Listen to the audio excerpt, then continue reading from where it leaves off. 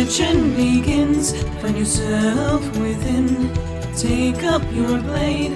Let the fears within fade. Stories are told as the die roll. Don't be afraid. Make your destiny will find you in me. Friends at your side, may the group with pride. Try as you might, you now live to fight. Monster nor foe can fill you with woe. Enemies in sight, it's time to roll dice. Roll for initiative. Check, please. Hello, and welcome to Check Please. I am your Game Master Beardy, and these lovely other folks are our players. Introduce yourselves. Hello, my name is Keni. I play Louie Freeman, currently getting slime choked the fuck out. I'm Skrewy. I play Stavik. The walls. The walls are gooey. Why are they gooey? I'm Grem. I play Valentino, who's not responsible for anything bad happening for once. Not at all. I'm the Muffin Man, and I play hot new singles in your area. Elias. And I am Xeno. I play, as always, your friendly neighborhood Zu'lin. Wonderful. Well, everyone knows Zu'lin is, of course, the most trustworthy and nicest person around. So Yeah. what exactly happened last time? Last time, we had a lovely conversation with the god Owen about the fact that Louie just isn't paying those child support payments, and it's probably because the child is yet to be born, but I'm sure that he will come collecting because he is a god, as well as an unborn baby that is apathetic towards its father slash Existence? servant. It's a complicated issue. In any case, we identified the location that we needed to access this strange sort of realm that said child god may or may not be born into. In order to help Owen, who was expending a lot of effort trying to bridge a hole between where we were and that place, we decided to reach out to some of the members of the guild and explain the situation to them. And surprisingly, our attempts to discuss and secure the help of others were mostly successful, despite Stavik's best effort to antagonize Dame Volusia as much as possible and have her smite him immediately on sight. It didn't happen. It's honestly the most miraculous thing that has ever happened in the history of Adrian, maybe. She managed to keep her temper very well. In any case, as we put in all this effort, as we got ready to jump into this place, as we got some reinforcements, learned that it might be a couple hours, it might be a day, we're not completely sure, Zu'lin was like, you know what? It's investigating time. Let's go on a trip, everybody. And Xander was like, no. And some others were like, maybe, let's do it. And some of us were a little bit uncertain about it. In the end, Stavik, Bro, Don, Louie, Zu'lin all went with Shin Kaito to explore the slime caves, at which point Zu'lin was like, hey, Louie, I'm just so frail, and I'm just so weak, and you're such a strong, rugged man. Can you put this in my cart for me? And Louie was like, yeah, Zu'lin, I can do that for you. And he walked in the cart, and then Zu'lin Love it. It's slipped like in. Louie's in the room with us. And locked the door behind him, and then morphed into a horrific slime monstrosity and started manhandling Louie and slapping him across the face and grabbing him and trying to swallow him whole and throwing him across the room. Meanwhile, Louie's screaming not really screaming, but screaming internally and pointing his wand and trying to set this guy on fire. And remember Stavik, this. meanwhile, is having a very personalized experience with the slime wall. Yeah. And that's basically where we left off, and it seems like Don and Bro just have no idea what's going on. It's Rocky Horror Yes, Picture so- Show. It's very unclear what's happening with the other two people outside the cart there. Yeah. So where we are going to start today is not in that cart. That's okay. Neither is it going to be in the campsite. And neither is it going to be in the cave. We're going to Oh. start with Valentino. Oh. Fuck. No break for you. Valentino, what were you up to? I literally thought I got to take a break from thinking about this. I'm pretty sure Valentino's with Xander, right? Am I wrong? I'm pretty sure it was Val and Xander waiting. Well, he with stayed Owen. behind to Yeah. spend the evening with Oh, Captain Sam, Riley. that's right. But there's no evening yet. Uh, We're not to evening yet, as far as I know. That's correct, I think. Yeah, it's about 5:30 p.m. roughly. Well, when did she give a time when she was going to come by? Yeah, I think she's about done. She's done with her shift at this point of the day. It's the Um, evening shifters that have taken over, and she's free for the night. I mean, to pass the time around the Nilo estate, Valentino would probably be like it's definitely kind of antsy having to sit in one place like that. Even a very large place, just the thought of not being able to leave. Mm-hmm. Because he doesn't know, because you didn't give him like an exact time. So he'll probably be wandering around looking for like reading material, maybe kind of studying up on local history, local Okay. language, stuff that is probably going to be expected to know. Sure. Yeah, you find within the Nilo estate, they have a private library that's fairly extensive in what they have here. And a good amount of that is local history. You can read up on the history of Izmir and how the city developed, how the city sort of rose and fell. And you can flip through some of those things and see that the town was basically ran by a council of powerful wizards and had been run that way for generations. But is not currently, correct? That is correct. Yeah, that Okay. old government style ended with the collapse of the city. And the foundation of the new Izmir was with a new government system, which was basically just a city council not based on any particular skill set or heritage. Mostly it was about who had the most influence and wealth, so it became an oligarchy instead of a magocracy, but, you know, baby steps, That- right? Yeah, it tends to happen. Yeah. So, Yeah. that is where you find yourself in the library of the Nilo estate. And a servant will knock on the door of the library to get your attention.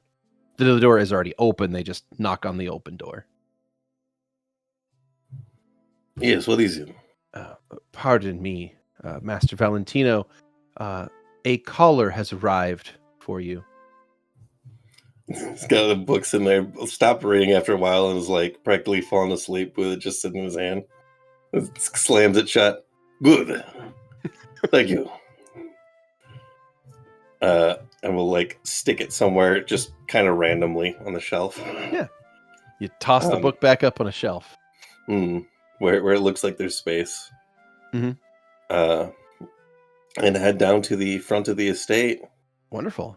You make your way to the opening grand foyer of the estate, and standing there, still in her armor from her duty, like she just came off of work basically, just still in her guard armor, is Captain Riley. There is a servant there that's trying to offer her a cold glass of water, but she's declining it.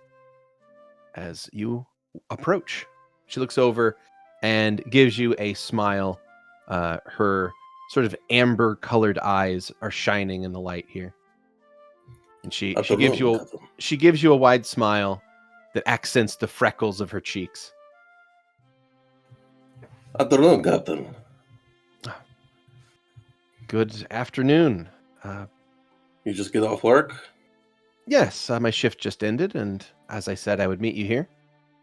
That's true. I mean, I figured you would take some time if you would like to get comfortable. Oh, I'm quite I comfortable. suppose you're. You mean like my you mean the friends- armor? Yeah. Ah, yes. I mean, if it's that's what you're suited in. I hardly notice it anymore. It's like a second skin. Fair enough. Sorry, I can come back after I've changed if you'd prefer me to not be in Whatever the you armor. prefer. Oh no! I just want to make sure that the evening's relaxed. Of course. Well, is there any particular place you'd like to see in the city that you haven't had a chance to see yet? I know of a few places that are interesting. Well, sure. Let's hear your favorite. I've got no particulars in mind. Wonderful. And she will lead you from the Nilo estate, and she's going to take you north into the northern district of town, where you are walked to a large arena structure that's just on the other side of the inner walls of the city. Oh, no, You this can is already my kind hear- of entertainment. You can already hear in the distance the cheering of a crowd and the kind of thunderous stomping of feet on the inside of this place. You can see that the upper levels of the seating are actually made of like a wooden construction. So the first 2 floors of the arena are stone. It's a massive kind of oval-shaped structure with archways building the entire outside of the thing in stone. First 2 levels are stone, and then beyond that, there are wooden support beams that go out at sort of a 70-degree angle or so that reinforce a next 2 floors that are that kind of come outward conically from the building itself. They're all wooden, so there's wooden levels to sit in and stone levels to sit in. So the thing is actually quite big. It's a very large arena, and as you approach, it is filled with people. There are lots and lots of folks here that are here to be entertained by whatever is happening inside, and you can hear the rumbling of the crowd. And as you approach, there are various vendors that push carts around with different delicacies to sup upon.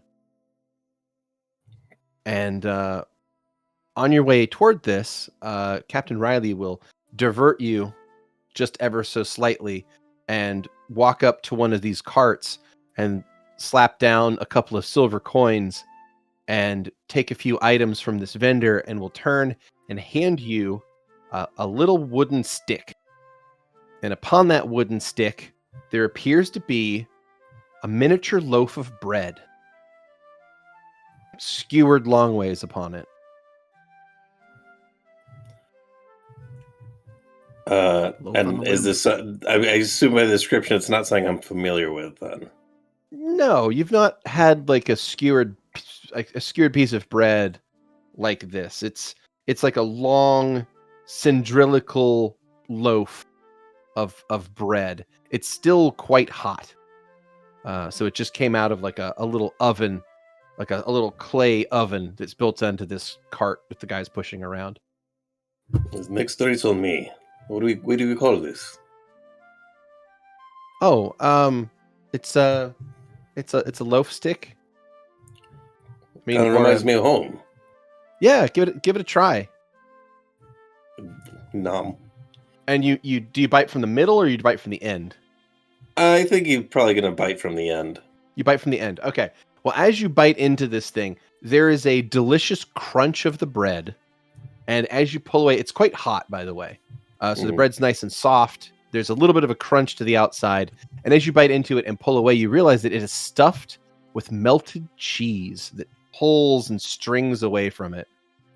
And it is a wonderfully buttery cheese. That's good stuff. Mm-hmm. I just gotta say, it's nice to take an evening to relax. I think all of us are going to really appreciate just after all the adventuring and combat, which, don't get me wrong, I'm very well suited for. But of course, it's nice to have a moment to just enjoy the evening. It's just to kind of relax and not be worried about death being around the corner, right? Exactly. Yeah, I agree. Cheers. And she holds up one of these and sort of taps it against the one you're holding. Yeah, do like a cross guard kind of motion. Yeah. And as you click little delicious baked cheese treats to each other, we're going to change scenes ever so slightly. Skrewy. Hi.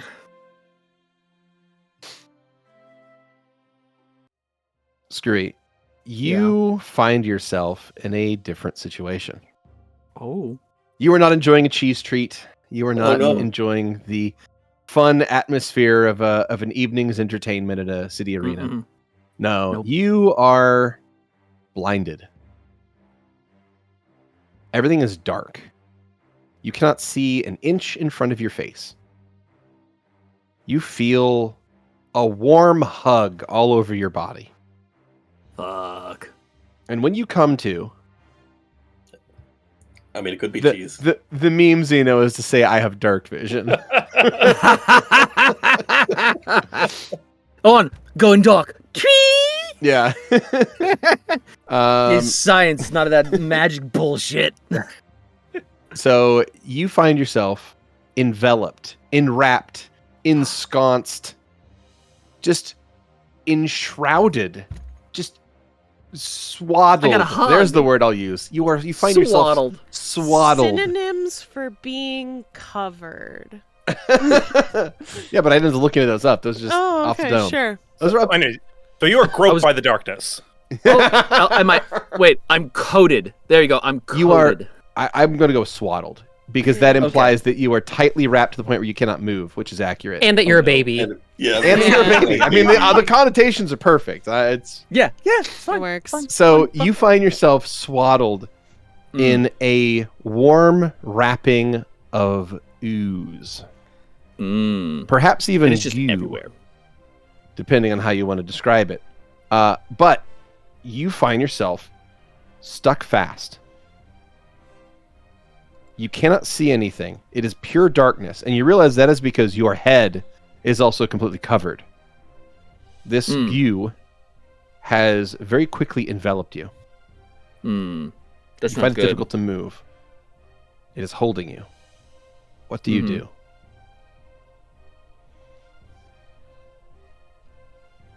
Can I do a strength strength roll to try to You absolutely dislodge can. myself?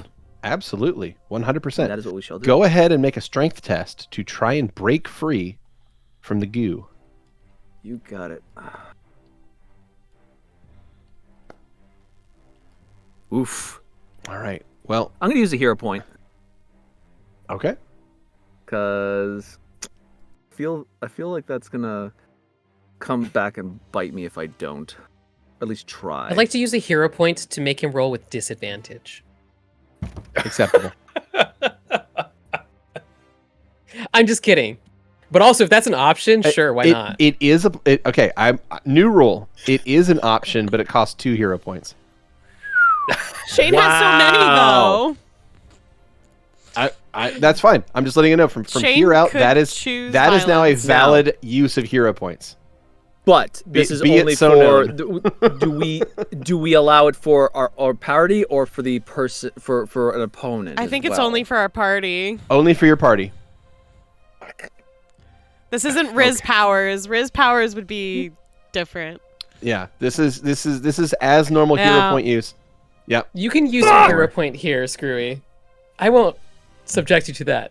Oh, don't worry. He did use it and rolled it worse, so it's fine. Oh, All right, so Stavik, you try as you might to pull yourself free from the wall of slime that you find yourself stuck to, but it refuses. It does not let you go. This wall that has grabbed hold of you is relentless. And as you try and pull yourself away, it merely holds you fast to the spot. You are stuck, helpless. That's not You're left there in pure darkness. Luckily for you, you don't have to breathe. So you're in no danger. Or shit, And- so that's good too. Yeah, That'd be you're awkward. you're not going to die from that. And neither is the slime trying to eat you. You don't find yourself being dissolved or anything like that. So near as you can tell, you're just kind of stuck here for the time being. Okay. So maybe your friends will find you. Huh. Yeah, maybe. Is there anything you'd like to contemplate while trapped there? What goes through Stavik's mind? What goes through Stavik's mind?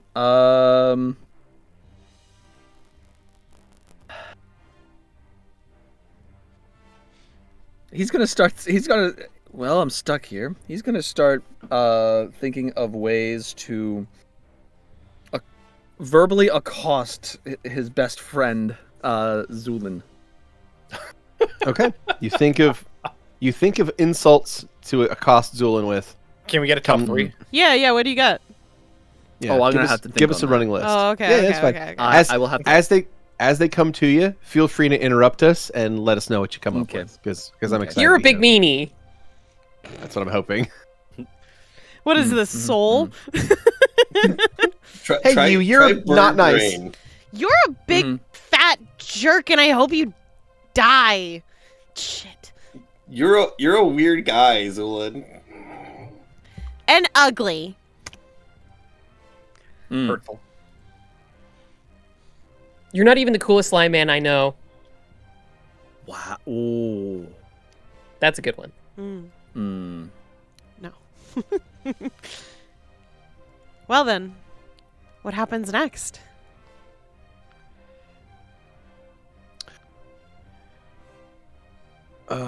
Well, what happens next is Stavik, you're trapped there, and there's not a lot else to do with your scene, so we're gonna move somewhere else. You're I'm just sorry. kind of stuck. Yeah. That's fine. I mean, you're just kind of trapped there. So what we're gonna do? Start eating the slime stuff. It's Start I don't chewing. think I could.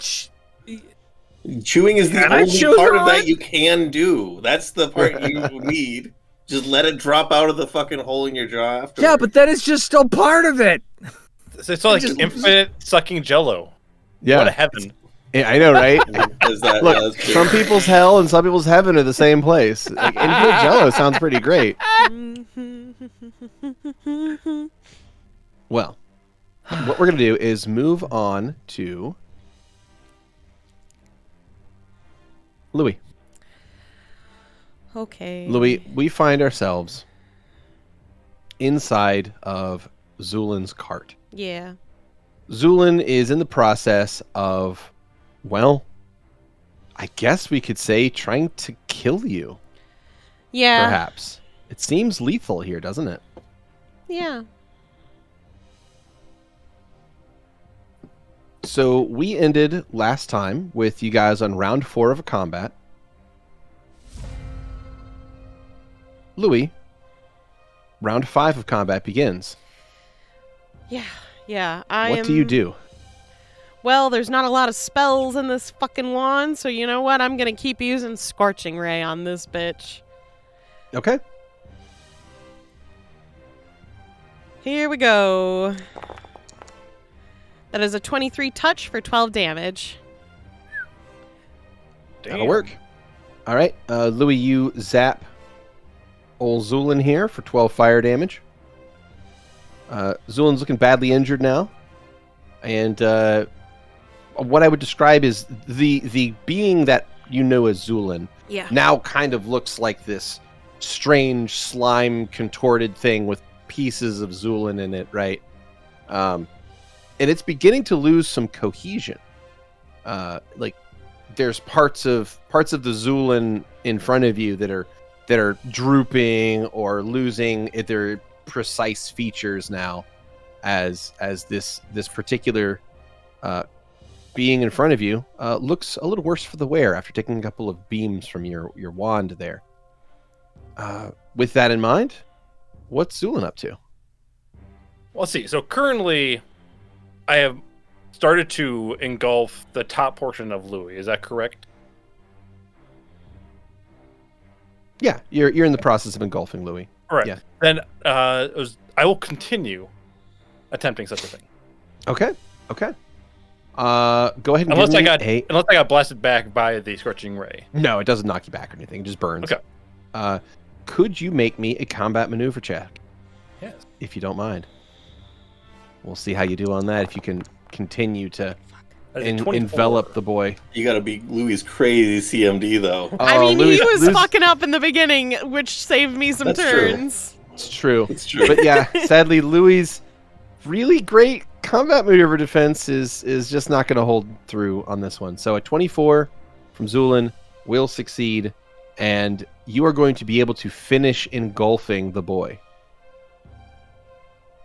So, do you want to describe that for us? I thought I'd hear today. Even knowing what was coming. Yeah. Go ahead and describe what that looks like. So, as I said, I had a portion of your probably upper to shoulders covered, and with this, your body tilts into the air as it plunges into the rest, as you feel like a tightness start to go around the rest of your body.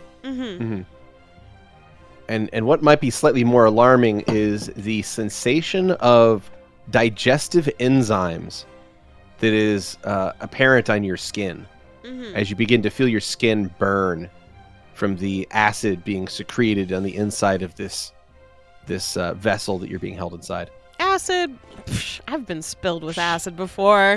Yeah. Acid schmacid. Acid schmashid. Xeno, could you roll me 2d6? Yes. Oh. Huge.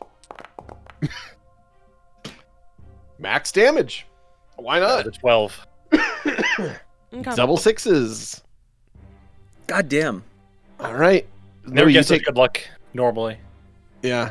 I mean, it's only in PvP do you get good luck. Mm. All right. Well, Zu'lin, you managed to fully engulf Louie. I'm going to set Louie. We're going to set you both on top of each other there. You lurch forward. You, of course, engulf him, and then begin to drain away at his flesh. Yeah, it's a heck of a scene. Round 6 begins, and Louie, you are finding it now very difficult to hear anything outside of Zu'lin. So it's unclear what's happening in the world beyond where you are currently. So you're a little bit cut off from any other input or information. Your world has been reduced to the inside of a slime. What do you do? Just 1 second. Let me check something. Okay. Check away. Okay. I would like to... I don't want to do this, but I'm going to. I would like to force my hand outside of Zu'lin's slimy exterior. Tucking as much of my body in him as possible. And I would like to break the wand against the cart. Oh shit! Okay. You can try. Yeah. So this is going to require a couple different things. Okay. The first thing it's going to require is going to be you being able to get your arm out of Zu'lin Okay. while still holding the wand.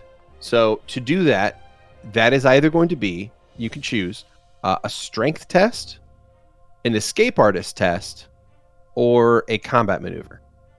You can take your pick.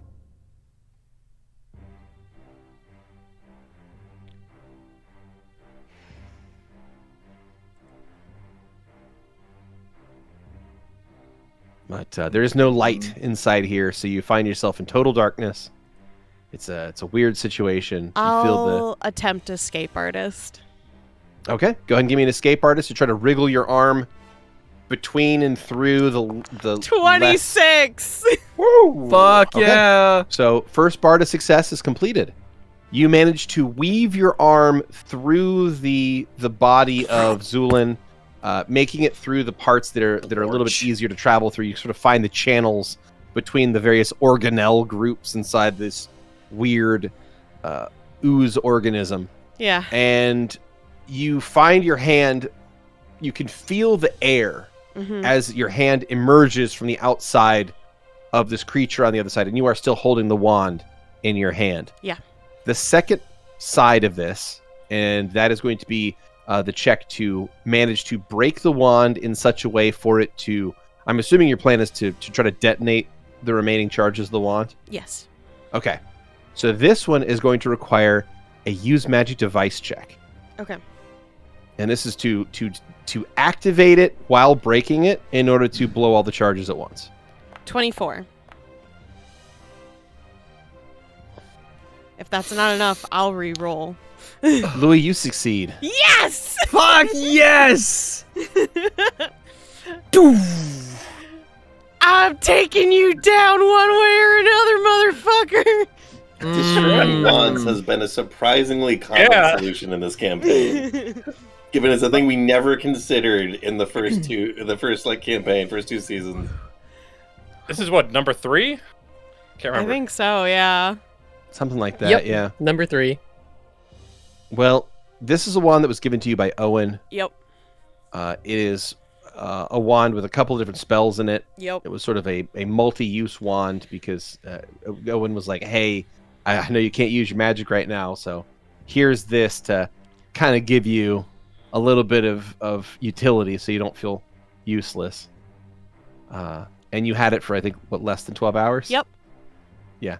Well, Wonderful. that's what happens when your teammate attacks you. It's true. It's what happens when your teammate attacks you and tries to kill you. So what's going to happen is you manage to wrench your force of will into this wand.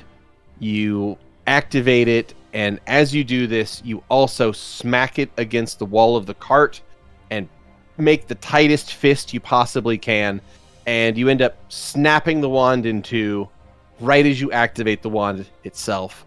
And what's going to happen is there is a backlash of arcane energy that is going to rip forth from this wand breaking. And the results of this is going to be an explosion of some force. Zu'lin, please make a reflex save. You got it.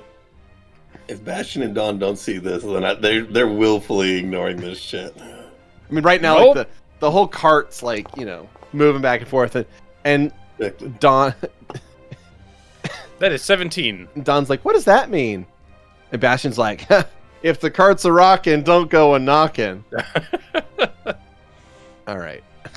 Oh, Bastion. If the cart's on fire, something's wrong.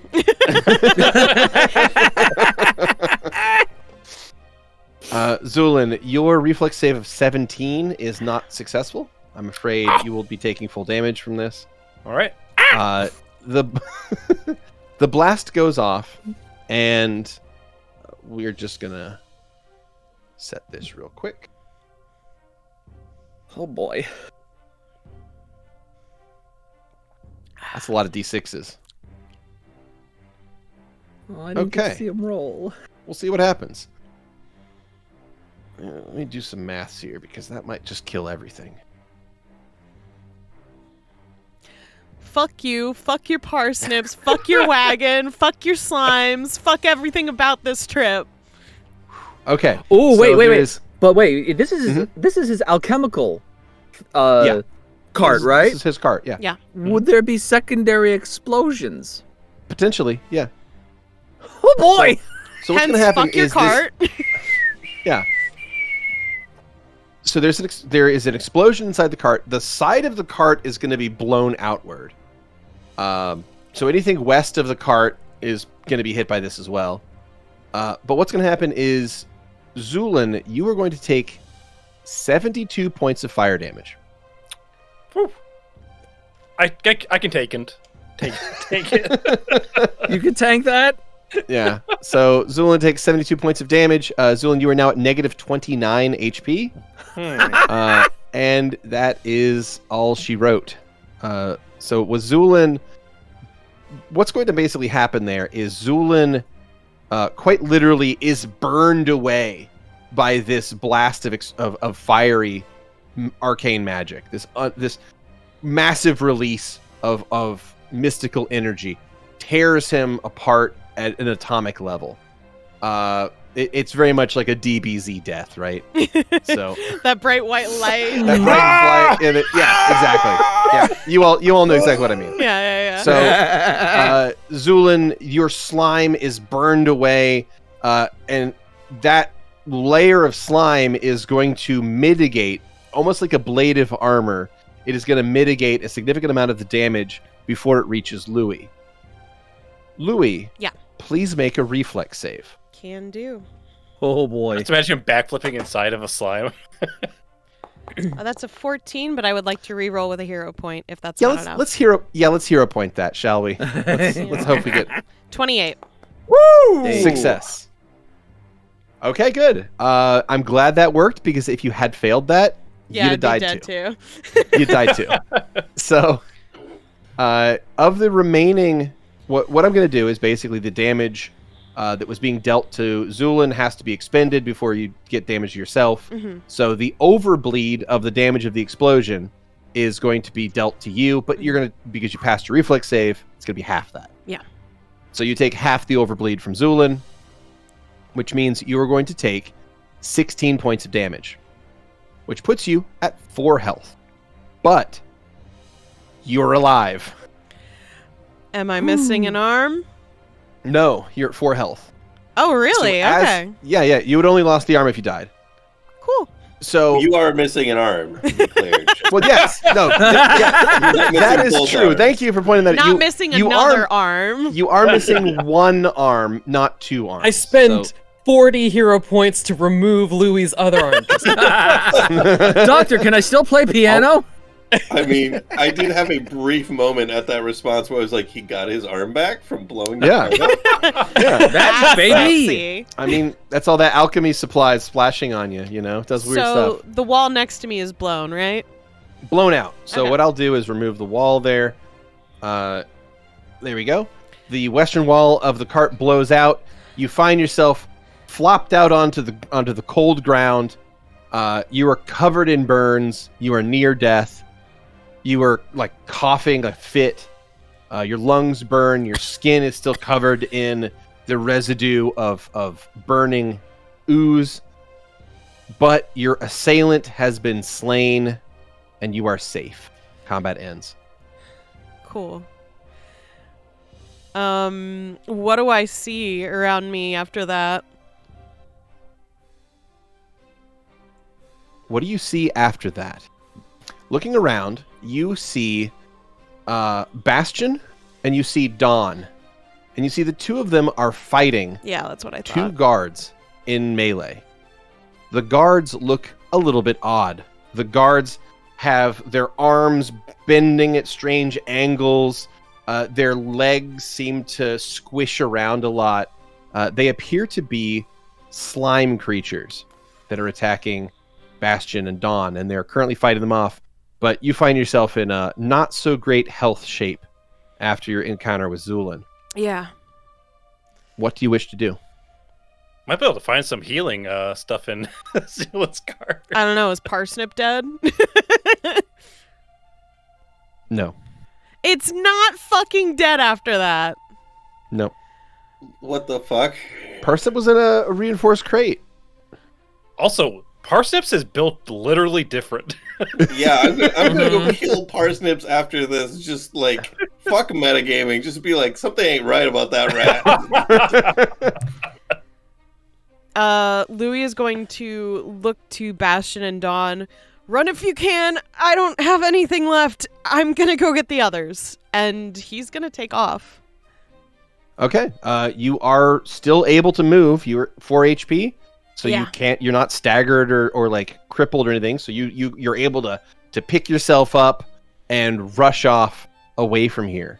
Yeah. As you leave this campsite behind, where do you go, Louie? Well, we're outside of town on the east side? West. West. Oh, cool. We're closer to the group than I thought we were. Perfect. Hmm? Okay. Yeah, I am booking it to there. I am bleeding, and if I see any guards, I'll send them that way and explain that people have been taken over by slimes. He does the Spark Notes version of what the fuck's going on, pretty much. Taken over by slimes. Right. Slimes are pretending to be guards. My friends are fighting them. I don't have the health. I need to get to my party.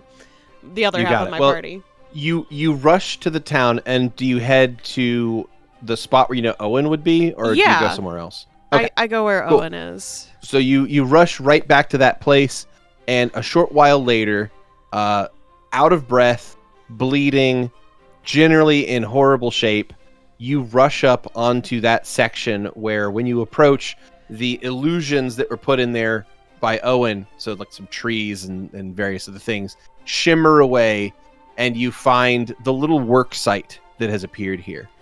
There's a few workers that are helping clear away rubble. Owen is standing there with his hands out toward this partial hole now in the portal stone as he's trying to crack it away. And standing there nearby, I'm assuming, is also everyone's favorite Xander. Woo! That's correct. The audience cheers as Xander comes on for the first time. Xander, looking over, you can see an incredibly injured Louie rush up, out of breath and near death. Help. I'm going to run over to Louie and use Circle of Death to finish the job for sweet. my friend Yes! Zu'lin. And by Circle of Death, I mean Circle of Cure Light Wounds, and I'm just gonna fire a whole bunch of charges at him. You got it. Let's Wait, see. no. He's getting healed and he's trying to, like, explain things. 8. Xander, Bastion and Dawn are in trouble. What's going on? Zu'lin attacked me. I exploded the wand because he pretty much swallowed me. He was a slime also. Part of his cart is blown up. Bastion and Dawn are fighting the guards. And they're slimes probably too. And we need to help them. They don't have the ability to fight slime. Well, after Okay. all of the wand charges go into Louie there, We need to Louie, get help. you find yourself back up to 39 health, Oh. and you are now only barely injured. I thought I was going to lose my arm, to be honest, when I did that. I don't have a wand anymore. Anyways, we need help. We need some help from these people. We need help. And Louie's just calling over from Xander to the mages nearby.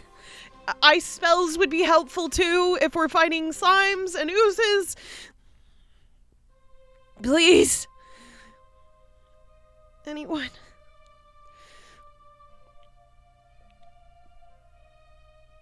Does it look like anyone is listening to Louie? You seem to be the only one that rushed over to help Louie at the moment. Most of the people here are more engrossed in the small tunnel that has been dug into the portal stone. But one of the people here from the adventuring guild will look over in your general direction and walk over, seeing that Louie's still in some sort of distress. Yeah. What's this about? Louie will frantically, while moving his arms, explain everything as best he can, order of operations of what happened, where Zu'lin and Kaito went into the cave, they came back out, And then suddenly Louie was being trapped in the wagon and being attacked by Zu'lin as he became a slime and pretty much was choking him and then eventually swallowed him. So Louie had no choice but to break the wand, and he literally just ran here. Please help.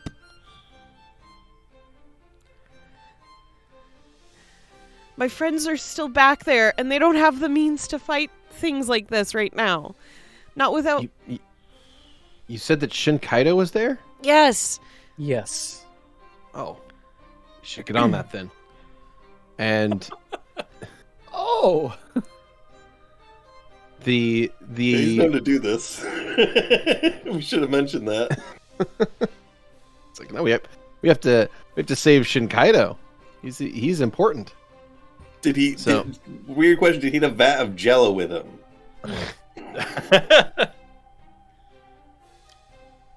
So that mage is going to head off in the general direction of that area. Do you want to get Owen's attention at all? Louie will look to Xander for his advice. I'm useless now. I don't have any magic. Not without taking off the cloak, and I'm not going to risk that. It's probably important that we make sure everyone is safe. And he's gonna head over to Owen. And yeah, he's probably very focused on his attempts to break through, correct? Mm-hmm. In that case, Xander is going to go up to one of the spellcasters who is around, and he's going to ask them, I need you to send a message to, if possible, can you send something to Dame Volusia saying the Alchemist is endangering the city and needs to be eradicated?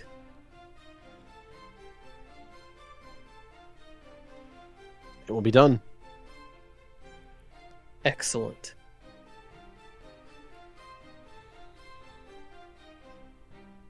And then he will go to Owen. All right. The mage goes off and casts a sending spell to deliver that message. You approach Owen, and you find him in a sort of mesmerized trance. He's concentrating deeply on whatever magical effect he is doing to bore into this portal stone. He does not notice your approach.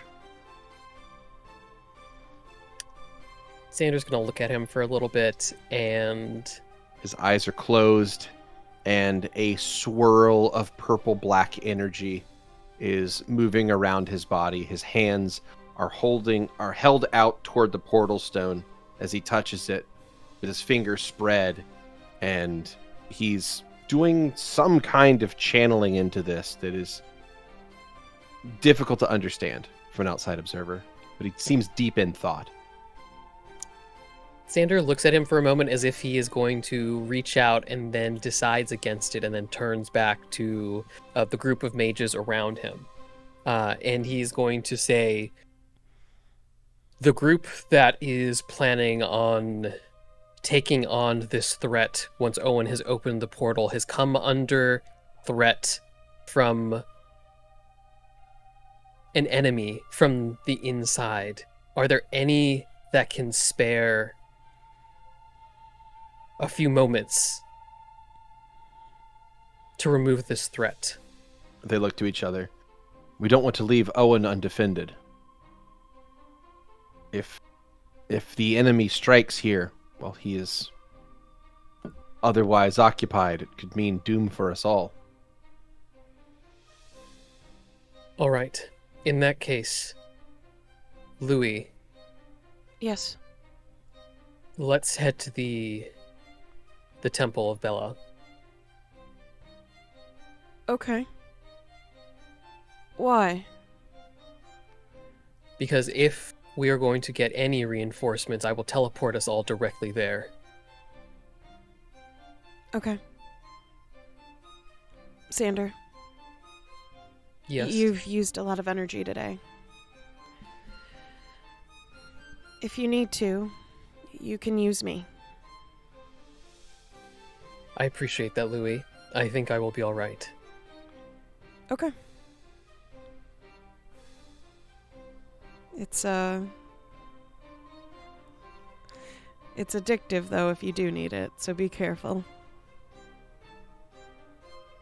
I am quite used to the sensation of addictive power, but I appreciate the warning. And he is going to touch Louie's shoulder, and he is going to dimension door them to the temple. Okay. You use Dimension Door and shunt the two of you far across the city, and a moment later you find yourselves arriving at the front of the Temple of Bella.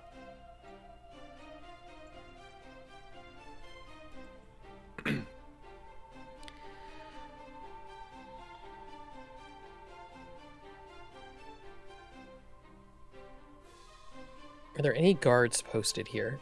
No.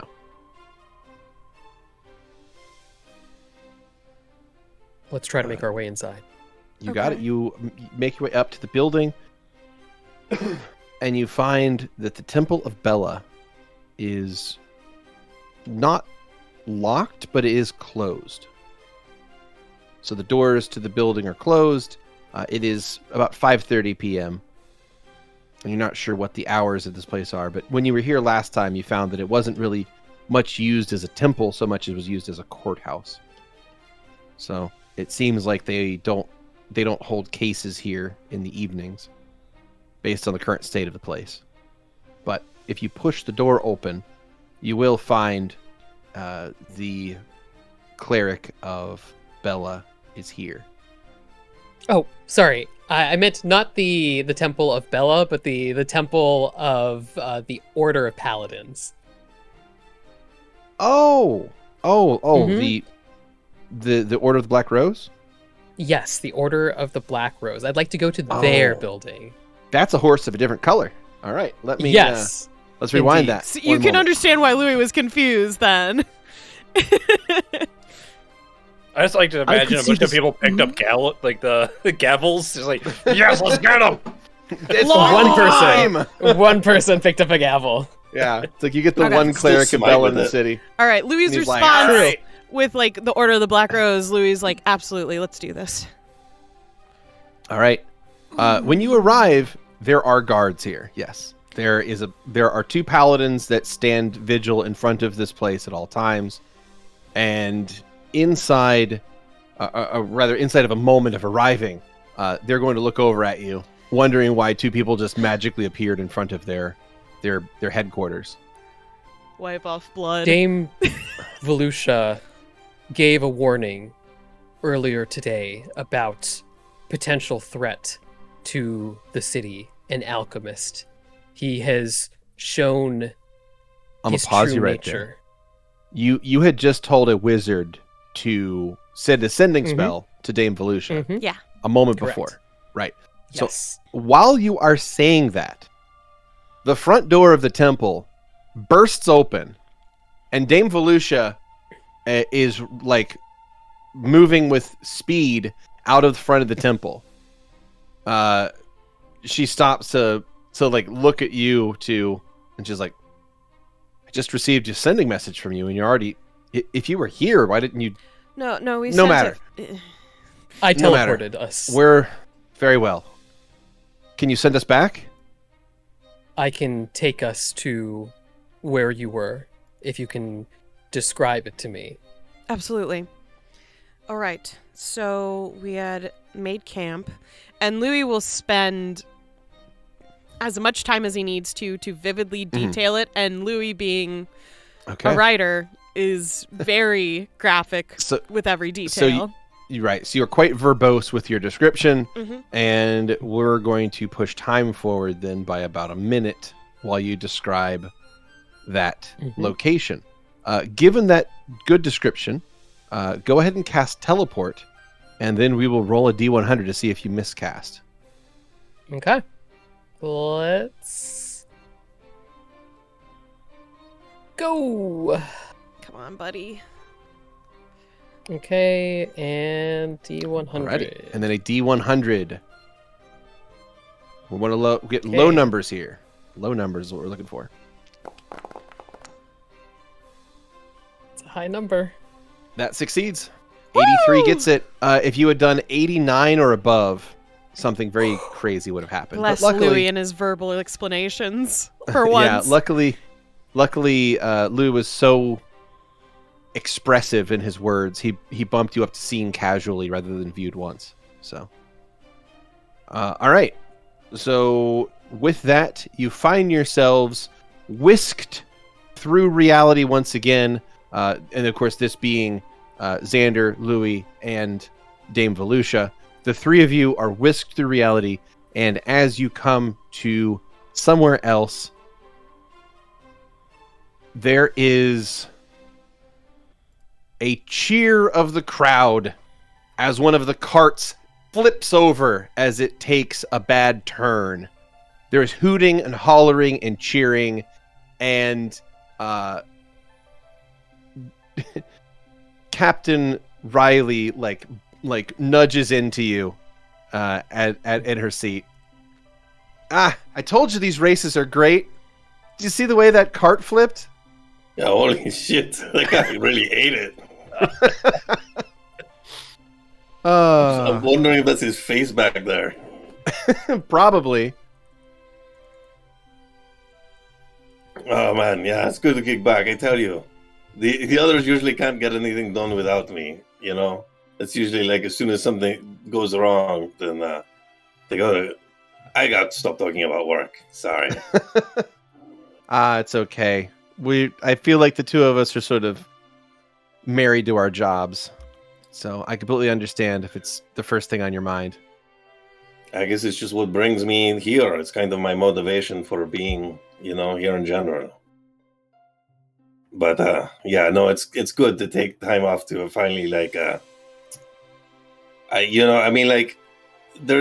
I'm sure you understand how it's like. There's a little voice in the back of your mind that's like, you're worried that things are going wrong and that everyone needs you, and you're like, no, I got to just settle in and accept that today things are fine and good, and our adventure continues. Yeah. I mean, I suppose that's true. Oh. How are you doing in your ale? Do you need another? I've got this one. I feel like I'm running you dry. He's got like 4 flagons or 5 of them stacked up, so there's a 4 and then the 1 in the middle. Nice. You're starting to make a little pyramid of them. Yeah, exactly. Well, how about you? You want one? Oh, I've still got half of this one left. Oh, shit. And yeah, so you guys find yourselves, you're up in the wooden level seating. So you're about three tiers up in the Colosseum here, looking down. And in the middle of this sandy floored oval shaped pit, there is sort of a long divider going down the middle that has like bushes and whatnot that have been placed there for this particular event. And what it is it's a big old kart race. So you've got people on various cart-based devices. Some of them are bigger than others. Some of them are armored. Some of them have spikes on them. Some of them are quite small, like little like light chariot style things, where it's just like a tiny platform connected to 2 horses. But each of the vehicles, chariot race ever. but each one of these vehicles has at least 2 horses. Some of them have many more than that. But at most, or the minimum amount is you have to have 2 horses on your vehicle at any given time. So they're all large to be pulled by horses. Yeah. Well, some of them are quite small on purpose to make them extra nimble and fast, but they're also not armored. So if you get none bumped, of them are like being pulled by ponies. Yeah. So Okay. it's a pretty crazy mishmash of different vehicles moving through this place. And they're moving at different speeds, and people are counting points by how many times they go around each lap they get a point, and also each person that they knock off of another vehicle is worth so many points. it's a crazy series of rules that you're trying to figure out how it works as you're watching it, because no one bothered to explain it to the outsider how the points are counted. But it seems like if someone goes around the lap so many times, they get a bunch of points. But if someone knocks that person off, they get their points. So it's kind of a winner take all situation. And as people are knocking each other out, the point totals keep jumping up higher and higher. And there's people that are on a board, like on the side of the inside of the arena. They're on like a platform about 12 feet off the ground. And there's a big board there. And people are like hanging up sign numbers to like show who has what points. And they're just frantically changing things because the points totals seem to be shifting constantly. So it's a wild and like just kind of erratic race. So how does one sign up for this? Oh, I mean, you could probably just talk to the arena masters and see if you can get involved. But I mean, as you can see, this is a pretty tough sport. I mean, I'm a pretty tough customer. Oh, that guy just got trampled. Oh. Yeah. Oh, shit. Yeah, that happens. Oh. Yeah, I probably wouldn't have been so bad if it wasn't for all those blades on the wheels. Yeah, people tend to really, spruce up their rides like that to make them extra dangerous. I mean, the more spikes you put on it, the more dangerous it is, but you're also weighing yourself down, so, you slow down that way. So it's always a give and take with these things.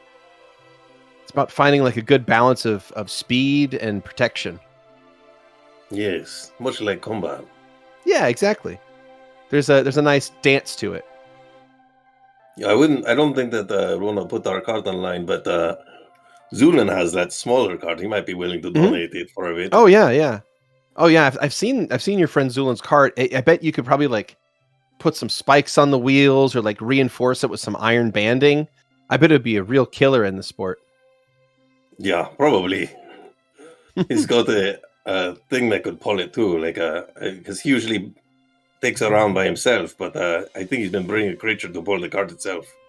I might have to be horses for this to be legal, but I mean, that's going to be up to the arena masters. I don't make the rules. Yeah, I suppose. I wasn't sure if there was anything off the table. Not much, as you can see, but it's a pretty crazy sport. Is there anyone trying to leap off of their carts onto other carts? No. Dang. No, it's single drivers. So there's not like crews on each vehicle. It's just a single driver, and it seems like a lot of it is about maneuvering yourself around to like run other people into various barricades. And with that, there's like a whistle is let out. Like you hear a very loud whistle go across the entire arena. And when that happens, rising up from the sandy floor are not wide barricades, but stuff that blocks maybe like half the lane will pop up here and there and there and here across the entire arena. So now they have to dodge and weave between like basically solid walls of wood to, avoid smashing and crashing into things. And there's more people cheering as one of the barricades comes up right in front of one of the other like lead vehicles, causing the horses to hit it and flip over, throwing the whole wagon over itself and splintering like pieces of wood and spikes everywhere. Much to the cheering of the audience. Cheering of Valentino as well. Fuck yeah, I could totally do this. Well, we'll have to get you signed up then. I hope you're pretty good at piloting a cart. But I've been giving it this sort of practice, but I'm sure I can manage. Yeah. I mean, if you did compete in this, I'd be there to cheer you on. There's no way I'd miss that. Well, now it's for certain.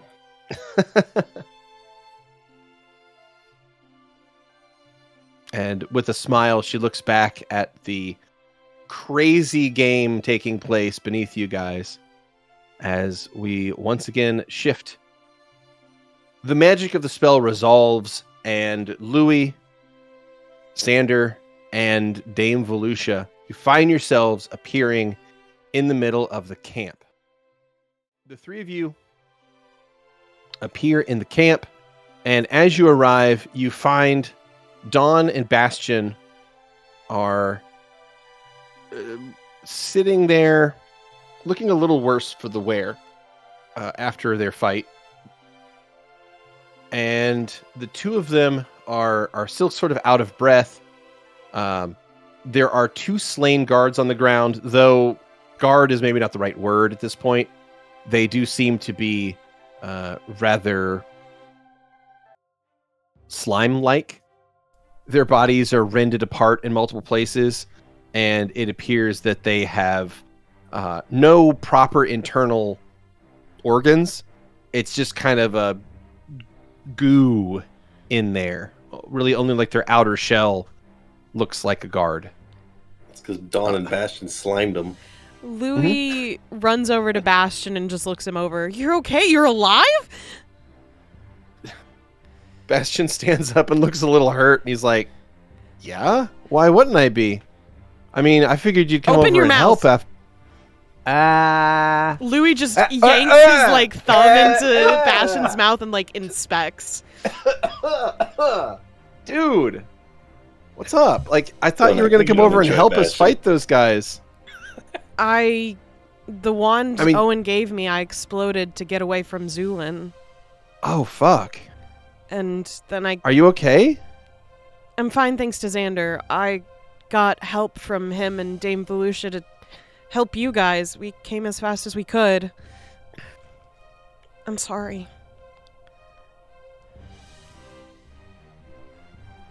Okay. Well, I mean, me and Dawn are fine. We took down these guards. They were pretty weird. And but- you're not slimes? Oh, you got me. I mean, do I... Is this like one of those things where like I have to tell you the truth because like... Is this like a cop situation? It's like you ask someone if they're a cop, they gotta tell you. It's the law? Yes, of course! Oh, okay. Then I'm not a slime. Okay, Neither is Dawn. Louie's going to turn to Dame Volusia and Xander. Stavik got taken down with Kaito into the fissure that they were exploring earlier that they came out of. They were acting... Kaito and Zu'lin were acting really suspicious in the beginning and extremely suspicious when they came back. They went and talked to the guards off to the side, and then the guards, I'm pretty sure, became slimes because of them. I'm not exactly sure what happened in the fissure originally, or if Zu'lin was always a slime and his plan was to make Kaito into a slime, but everything's really fucked up. There's a weird thing in Zu'lin's fucking cart that needs to die that's also kind of a giant slime thing and needs to die, but that's not the main issue right now. Dame Volusia listens very patiently and carefully to everything you're saying. And she nods. All right? Which way is the crevice? Follow Where's me. the fissure? She pulls her sword and follows you. Louie will lead the way to the fissure. Alrighty. Cool. So as that happens, as the 5 of you, so Bastion, Louie, Ilara, Xander, and Dawn, rush your way toward the fissure. Valentino, you are having a lovely time at the races. There is food and drink aplenty. You've had like 6 flagons of ale. You are feeling great. Honestly, every drink you take, Captain Riley just kind of looks more and more spectacular to you. It's crazy. Oh, yeah. But she seems extremely like personable and nice, and she seems to like genuinely care about like who you are. And she doesn't seem like you haven't really been super upfront about the fact that, you know, you're maybe like a criminal, but she seems pretty cool otherwise. Well, go ahead. It's been mentioned, I think, in passing in previous interactions. Yeah, He's, in the back of his mind, Valentino's like, she knows, it's fine. Yeah. Yeah, it's fine. It'll be okay. Well, as you are sitting there enjoying this game, this arena racing thing that you've never seen a sport quite like this before, you're watching as one of the smaller carts is weaving between the barricades that popped up out of the sand, and one of the bigger carts is like right on their heels. The guy's like whipping at his horses as fast as he can to get them to go faster, and they're catching up, and he's trying to run this little cart off like into one of the barricades and win. It's the last two racers. And as the bigger one is about to get this shot in, the horses, he pulls up to the side of it. He pulls the horses off to one end, hits the smaller cart with a bunch of weight, causing the whole thing to flip, smack into one of the barricades, and be launched up into the air, like 15 feet off the ground. The rider is cast like forth from the vehicle itself, is spinning and flipping end over end through the air, and he suddenly freezes in midair. Holy shit! I've never seen that before. And the cart that he just thrown from is also frozen in the air. And the They're cart that ruining the ran best him, part of NASCAR. the cart, like the bigger cart that ran him into that barricade, is just frozen solid there in time. And you realize that you're suddenly sitting there in this arena in total silence. And you look around, and everyone is just in the middle of like a cheer or throwing like a handful of peanuts into the air. And everything is just stopped. Everything is stopped all around you. Uh-oh. Everything good? We all good? Something happened? You say that, there's no response. Uh-oh. The area around you begins to grow dimmer, like a shadow is passing over you. Oh shit. Well, fuck. I don't have any means to write notes right now. Captain Riley, Sam, if you can hear me, I think weird magic shit is happening. I'm going to disappear in a second, so... You look over at her, and she has a big smile on her face, and she has like one fist pumped in the air, just frozen there, and she has a big grin as she's like cheering as the race is coming to an end. But she doesn't seem to be able to hear you as she's locked in that moment in time. Before things get totally dark, Okay. I would like to hand her my dragonfly lantern. Just put it in her hand if I can, or next to her. To clarify, this is the absolute dog shit dragonfly lantern that can barely even be described as Look, resembling the either that- creature. It was either that, the miniature arena, And I'm not partying with or- that. or well, I thought that there could be other people walking around with those, because we did get that from the next town over. There's nobody walking around with one of these dragonfly lanterns, Obviously. and I didn't want to give her the junior archer medal because that seemed a little bit like he's somewhat self-conscious of how that would look. You're like, what the Right. fuck? You take out your dragonfly lantern and you sort of thread it onto her upraised fist so that she's now holding it. And Things are going to happen. I hope you make sense of these. And as you look around, the area has now become dim, like a heavy cloud has gone in front of the sun. And suddenly there is someone standing in the row behind you that was not there a moment ago. A dark shape. And you hear a voice. Valentino.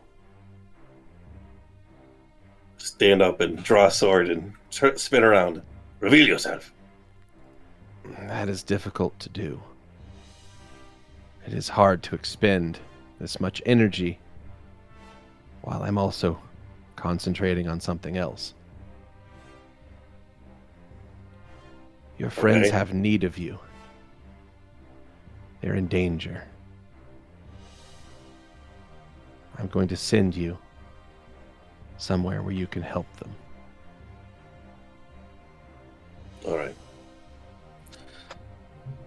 Sheath sword. Does it sound like our pal Elias, or do I recognize the voice at all? It does sound like Elias, but he sounds very tired. Okay. Then, And the Sheath my shadow over the sun continues to deepen until all around you is darkness. And then you find yourself lying on the ground just outside of a camp. Face up or face down? Face up. You're face up, laying on some grass. It's daytime, and you hear voices. You hear Louie explaining something. I'll just do like the Undertaker sit up. Just sit straight up. just 90-degree angle. Just Yeah, and then you're... Yep. You just sit up, looking around. You see Bastion and Dawn talking with Louie, Dame Volusia, and Xander. They're finishing some kind of explanation, and they're about to rush off to the northwest, right in your general direction. They turn to move in your direction, and all of them see you in that moment. What's the danger? Climb up to my feet. I can explain while we're running. Come on. Okay. So Louie will give Valentino the 411. He's getting really good at explaining what happened at this point, having to explain it about 4 to 5 times at this rate. Alrighty. Valentino's gonna, I think, be the first person to be like, wait, what? Zu'lin attacked you? Zu'lin attacked me, yes. Fuck. Alright, I guess you were right about everything. Yeah. Have you blown up his car yet? Shock.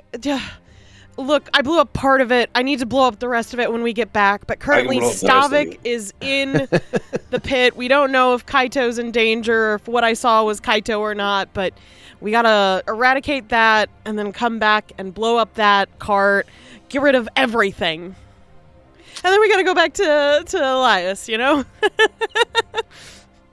Of course, yes. I'm sure he's fine.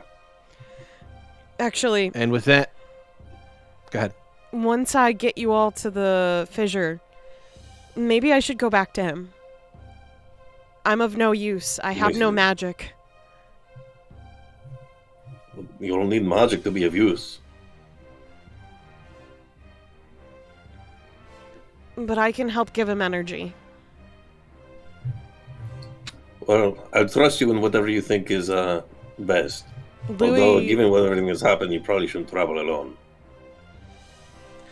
he looks like he'd argue for a bit, and then you see enough of longer than a moment of actual, probably some sort of PTSD flash across his face, and he just nods quietly.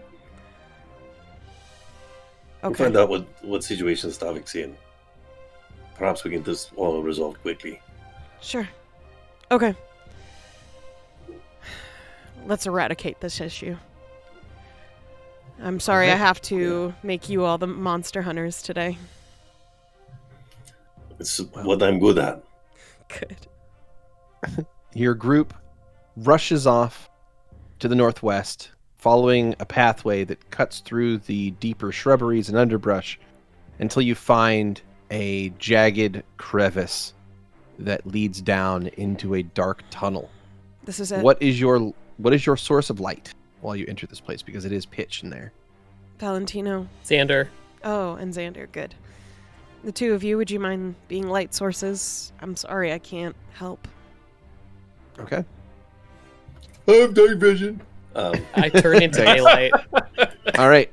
Totally Xander, you will cheating. act as a light source for everyone. So I'll go ahead and set you to having some light. And I'll place you guys onto a new map. One moment. Yeah, As you I don't get have any that spells set. that create light having dark vision. Yeah, But you do, why which would is you? very brief. Yeah, yes. True. That's true. True. I guess Fireball does count as a light spell I technically. can't create a blinding light just long enough for you to start Hey. seeing starbursts when it gets dark again. Flaming sphere. Mm-hmm. Mm-hmm. That's Mhm. true. I think flaming sphere. I'd have to double check, but I'm pretty sure it specifies how much light it produces, and it's negligible. Yeah. So sadly, if we're being real sticklers about rules, unless the spell description specifically calls out an effect like that, it doesn't actually do anything like that, even if Yeah. it logically dictates that it should. But I don't care too much about those rules. I like cool things. So I was under you the guys, impression that the flaming sphere just made enough light that it was like 5-ish feet around it. I yeah, don't you think can you can see it. That's it. It kind of glows with a dull red Yeah. light around it. It's like a fire fucking up your vision, like in the Yeah. middle of the night, where you're like, I actually can't see around me anymore. It's like, yeah, that actually made me less able to see. Thanks. Yeah, Um, exactly. So you find yourselves in an OOZE tunnel. Ugh. You make your way into this place, and the walls, the ceiling, the floor is all caked in thick, green, mucusy consisting sludge. The smell down here is strong. It's almost like an ammonia smell that sits down here. It's really cloying at the lungs. I think I Dame- found the slime. Dame Volusia is leading the way, her sword out, and her sword actually also glows, so I'm going to give her a slight light as well. Though it doesn't glow very much, but it gives her like a 10-foot field of light around her. So she leads the way with her blade out and is ready to follow people. Weird pause so I cannot move. There you go. How about now? I will also heal Bastion as we're walking. Oh, fantastic. Go for it. Let's see.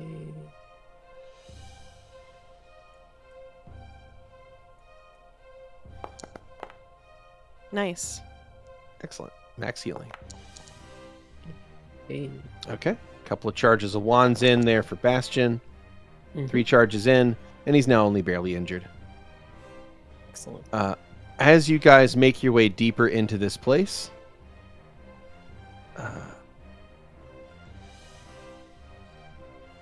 Ilara will lead you into the first of what appears to be a series of rooms.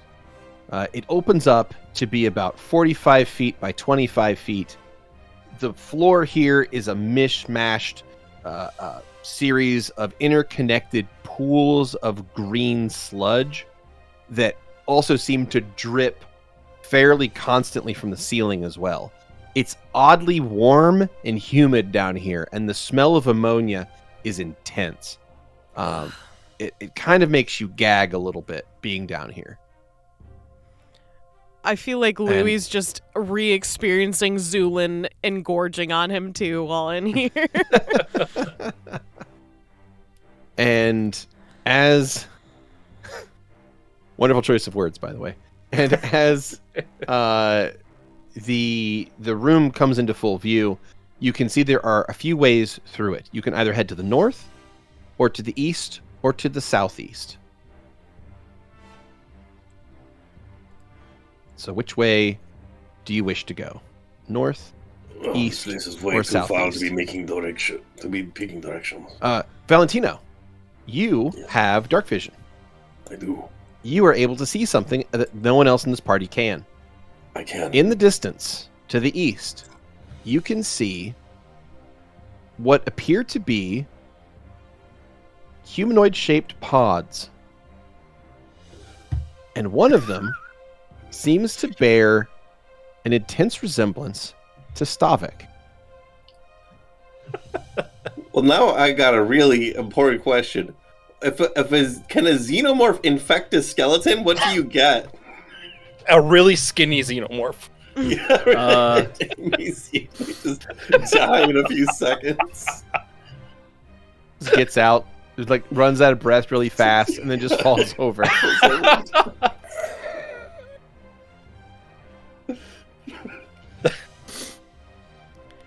Oh, fuck you guys. I think I found them. Nice work, Valentino. I'm glad you're here. I found both of them. It looks like. And Stavik is in like a goo pod. I see it. Alrighty. Well, as you guys make your way over into that area, please roll me one of these. Oh, hold on. I had the wrong thing clicked. Apologies. Roll me one of those. There we go. Oh, it's been so long. I know, right? Rolled, bitch. It's a perception check, please. I got a question mark. Excellent. Great question marks. Okay. Everyone passes. Zu'lin doesn't need to roll. Stavik, you don't need to roll either. But Xander, Louie, Valentino, the three of you are going to pass this check. And as you come around to the far enough to the east to be able to see partially down this tunnel here, you're going to notice something moving up the tunnel. And as this section of kind of darker green slime begins to coalesce and lift itself up, it forms what appears to almost be a perfect cube of green slime. And as it forms that cube, it begins to slide toward you. Dame Volusia points her sword at it and says, "Enemies, ready yourselves." And as she does that, I would like all of you to roll initiative. Oh, yeah. That's great. I love this for me. Not me, I guess. I'm still in a pod. Oh, you're in initiative. You can You're roll. in initiative. Oh, okay. Maybe you should look before you make such outlandish statements, bruh. I'm in a pod. It is safe to assume that I am just goop. Oh, it's anything but safe. Yeah. Oh, It is not safe to assume. It is never safe to It's never assume. safe, period. Alrighty. And combat begins as this wall of green goo begins to move up from the southeast tunnel. Valentino, you have won initiative with a 2404, not 20 to even. Nice. What do you do? In spite of all his complaining about, or his talk about having a day off, he's been ready to go. I think Sorry, I just realized how many spells I actually have. Anyway. I believe it's a full load. Yeah, well, we haven't fought since we last leveled up, so I didn't realize I had that many fireballs in the bank. I was like, I want to save them, and I was like, I don't think I can get through them. Because I was thinking about placing a flaming sphere in front of this thing so that it crosses over it, but I feel like that's also a negligible amount of damage. So I'm going to go stand next to Dame Alien over here. No implications. I'm clicking the wrong button. There. And I'm going to drop a fireball directly on this cube of a gelatinous nature. Nice. Beautiful. You got it. For potential of 38 fire damage. You throw out a fireball to your southeast at this creature, at this green cube of slime. It's going to get a reflex save, DC 18, and as you might have guessed, slimes are not particularly good at dodging things. It rolls and gets an adjusted 4. Nice. So it does not come close to passing. And it'll take 38 points of fire damage. Keep your eyes on the tunnels. They might be coming from around us. Does the fire seem to be having any particular effect on it?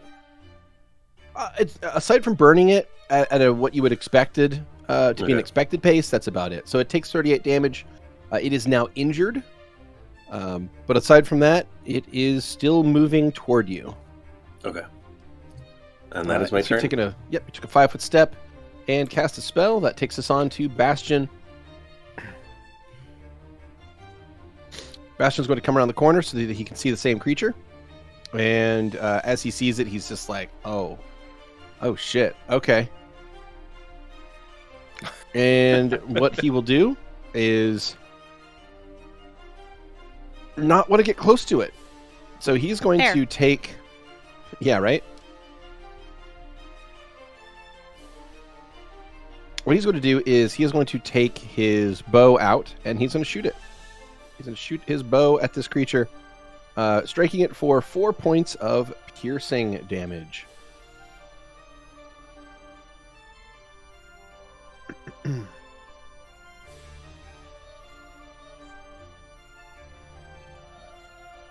Wonderful. Okay. He strikes it for 4 points of damage, and it is going to be ever so slightly hurt by that. And that is his turn. Louie, what do you do? Yeah, I'm gonna keep a lookout for the group. Yep, that's my turn. Yep. I'll take a perception check. Yeah, that would be great, honestly. Yeah. Oh, wow, that's a nat 20, 32. You notice something. Uh-huh. To the north, squicking along on the floor, or kind of on the floor, is a creature that looks to be also a very thin goop. This thin ooze is snaking its way across the floor, but it's a bright yellow color. It's this very fiercely yellow liquid that's pouring across pools of other liquids. It's a very weird thing to see, but it is moving in your general direction. Dungeoneering or Yeah. Arcana. Dungeoneering.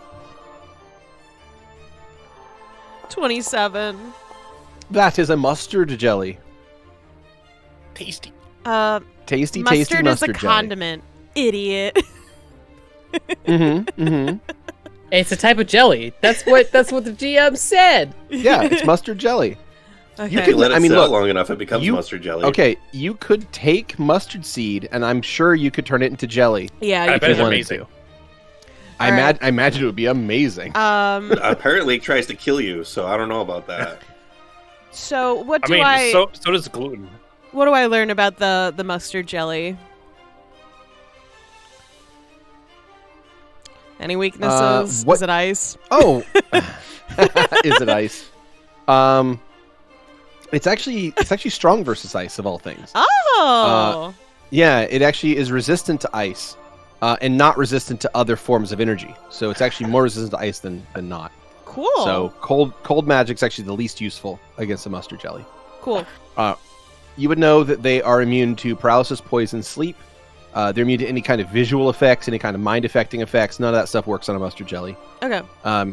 You would know they have a DR5 magic, so only magic weapons can truly hurt them. Mm-hmm. You also know that they have a very, I wouldn't say unique, because a lot of oozes work this way, but they have a feature that allows them to split whenever they're struck with a slashing attack. Okay. So it can. The mustard jelly, however, has a bit of a unique twist on that, and that it can choose to split if it wants. Like as a standard action during combat, it can split into two jellies on its own. So it doesn't Cool. actually have to be hit to trigger that. All right. You also know that it is immune to a couple different things. So it's resistant to cold, but it is straight up immune to electricity. Mm-hmm. And oddly enough, it's immune to the magic missile spell. Oh. Okay. It's weird.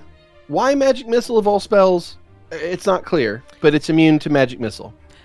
And in fact, it actually seems to feed on those spells. So if it's ever struck by either of those two things, it actually gains temporary HP. Okay.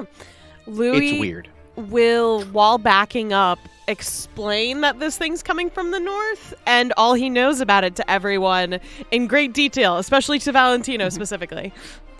Mm-hmm.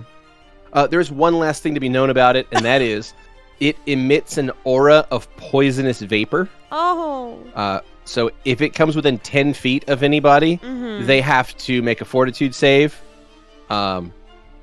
or they Yeah. fart and die, much like plankton. Oh, they are affected as if they are hit by a slow spell. Oh, okay.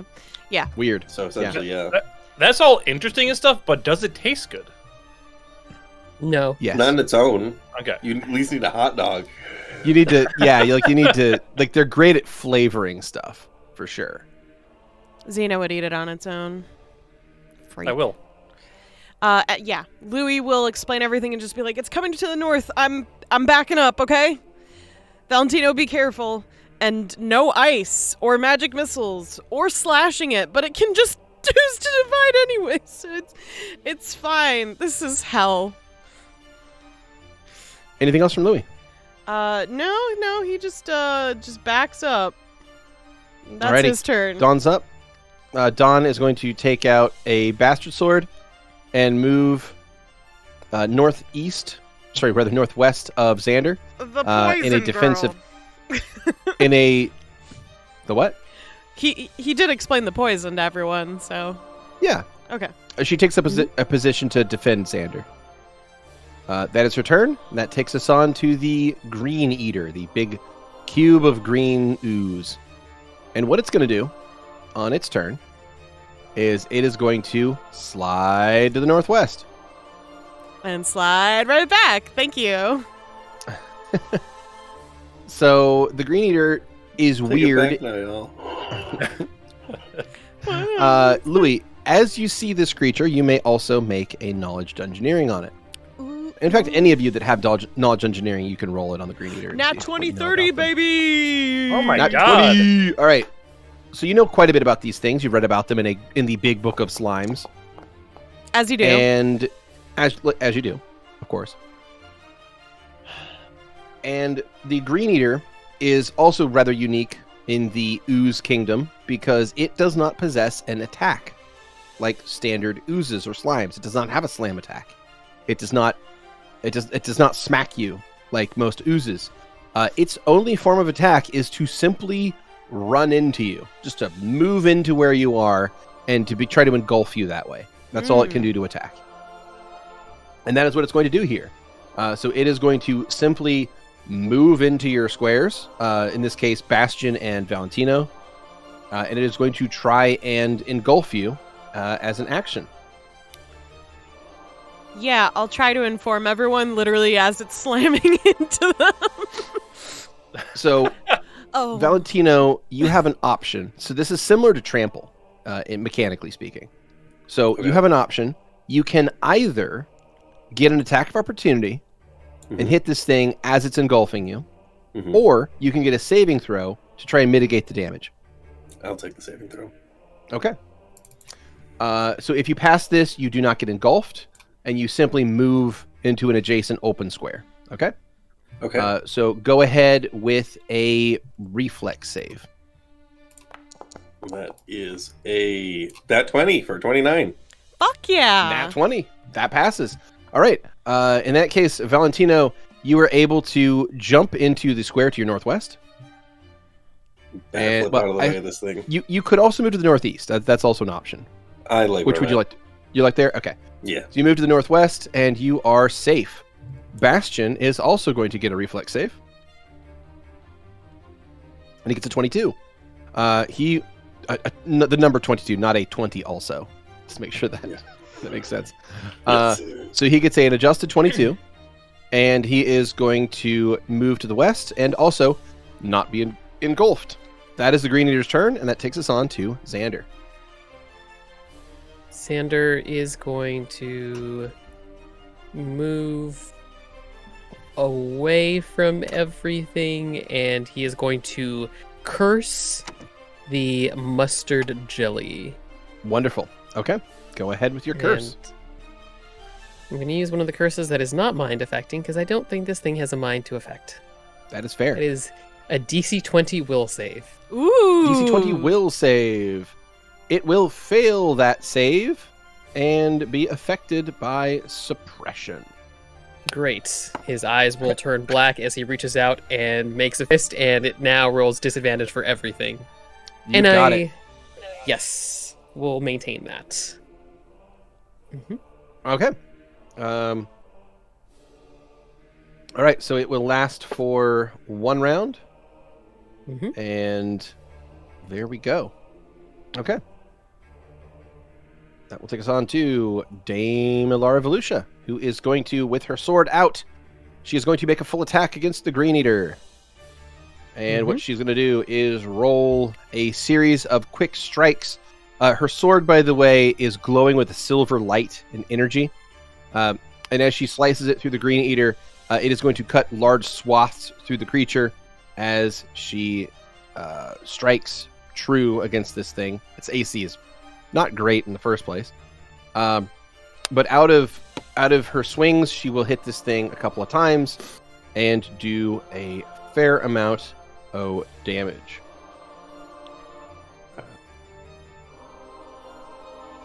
Here we go. Okay. The Green Eater is badly injured after her barrage of attacks. And that takes us on to the Mustard Jelly. To the north, this squirming, squishy little slithering thing is going to make its way to the south, 25 feet, and make an attack against Dawn. It's going to have to roll twice and take the worst result. It gets a 20 and a 21 against Dawn, adjusted, so adjusted 20, adjusted 21. Dawn's AC is only 18. I'm afraid she is struck and will take the lower result, which in this case is 12 damage. All right, Dawn is now badly injured as the Mustard Jelly strikes, and its attack does some nasty acid damage as it starts to burn her with the slam attack. That will take us on to the beginning of round 2. Valentino, you find yourself between 2 oozes. What do you do? Anyone have a request for like priority here? Probably getting rid of the big cube is probably more important, plus it's weaker right now. It's true, it is weaker right now. All right, then. Valentino will continue to... Let's see. I'm wondering if there's a place I could move to try and draw it away from vulnerable people in the party. Doesn't look like it. Yeah, he's just going to drop another fireball.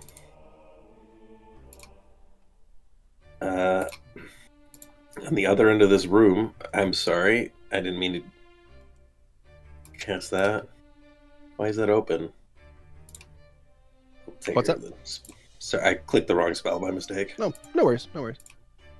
It didn't really do anything yet, so it doesn't really matter. And I will drop it just out of reach of Bastion. Works for me. Okay. Modest 26 damage this time. Did they get pick up? Okay, wonderful, good stuff. 26 fire damage from the fireball. That will smack. This thing gets a reflex save. It is going to fail that save as a wave of arcane fire hits this thing from behind for 26 points of fire damage, bringing it to near death. The cube is no longer having perfect corners. It now looks droopy and tired and sad. And that is a fireball from Valentino. The area, by the way, the flames from your fireball seem to react somewhat to the walls and ceiling of this place as it burns away patches of the slime that seems to naturally coat these walls in places. Good. And the smell of ammonia now smells like burning ammonia. That's not good. No, not really. But I was hoping that my fire would at least burn away some of the slime here. All right. Anything else from Valentino? By the way, were you casting from that space? I was, yeah. Okay. Would you like to cast that defensively, or do you want to provoke from the mustard jelly? If I provoke and it hits me, do I lose the spell? I forget. If it provokes, if you provoke and it hits you, then you have to roll to see if you lose the spell. I just take a think check. defensively normally is the best way to go, in my opinion. Depends, but yeah.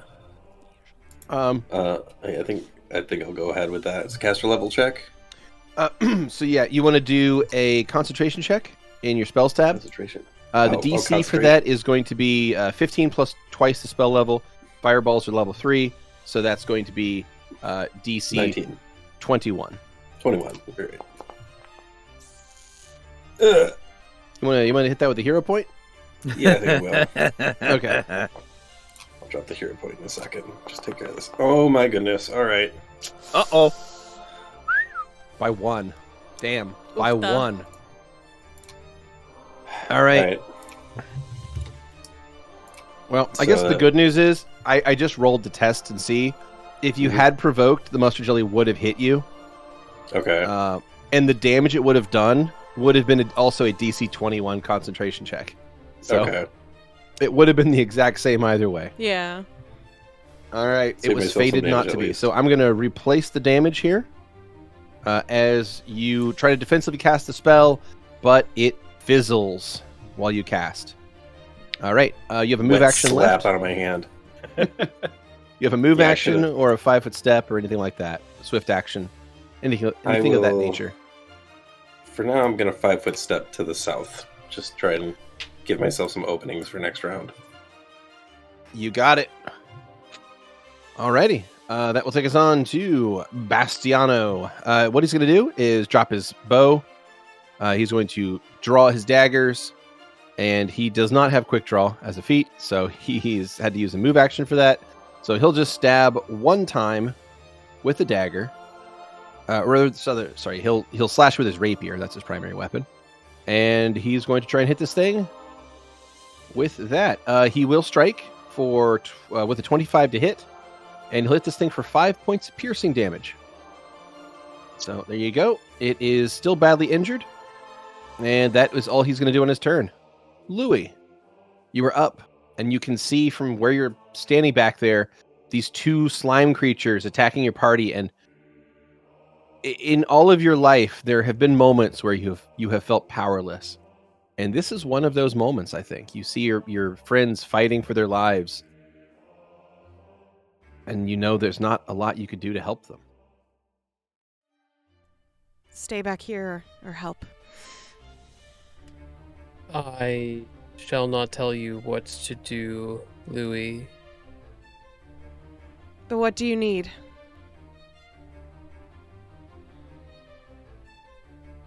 I need you to do what makes you feel most comfortable in this moment. This moment is 6 seconds, by the way. Yeah. Beardy, I know Yes. we have discussed before that Mhm. Louie could, in a way, be like a battery to Xander and take away some of his debuffs on his stats and take them on.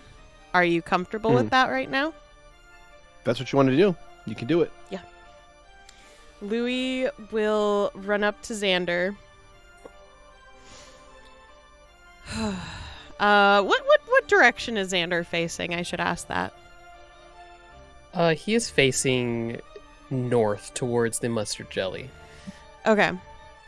Louie will wrap his hand in front of Xander and press it to Xander's chest and take on Xander's stat damage, at least as much as he can take, in order to energize Xander. Okay. You can't handle all of it. You would die. I know. So we'll balance the scales. I'm going to give you 5 strength damage, Mm-hmm. and I'm going to take away 5 of the strength damage on Xander. There we go. Is there any other stat damage that he has? No, just strength. Okay. That is all for now. Yeah. And when Louie described the feeling as addictive, I think that's up to your own interpretation, but I imagine it feels incredibly good to get your strength back and also feel this surge.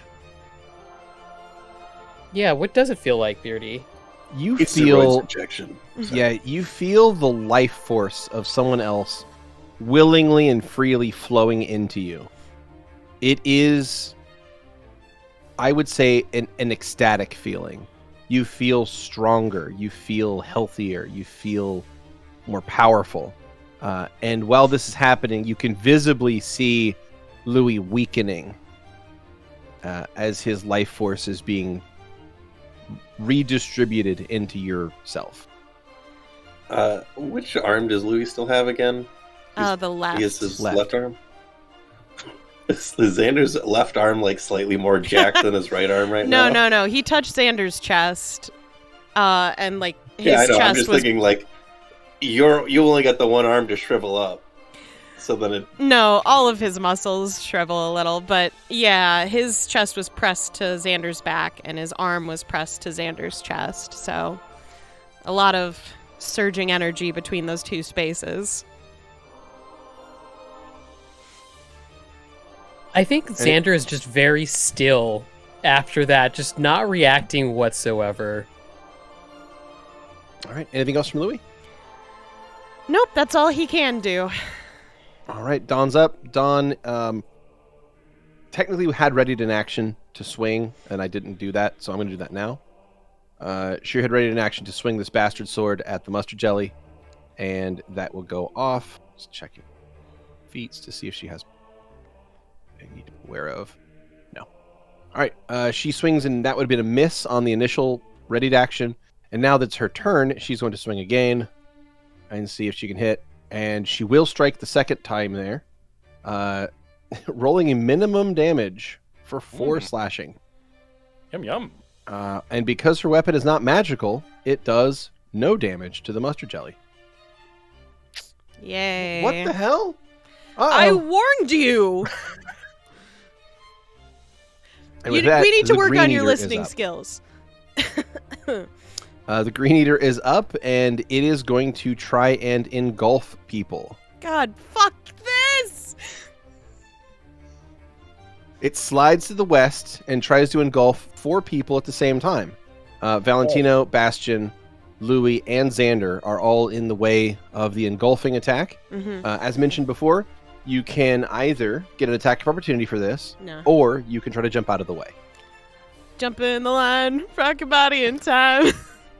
Okay, I believe you. You can make a reflex save then. That's a 28 for Valentino. 16?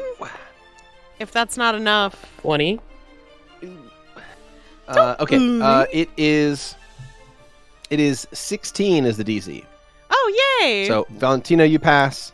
Xander, you pass. Louie, you pass. And Bastion gets a 14 to fail. Well, he has so many hero points, so... You know, does he? Oh, he does. Look at all his hero points. All right, you know what? look at that. You know what? Shit. He's got 39 hero points. Yeah. I guess I can spend 1. What?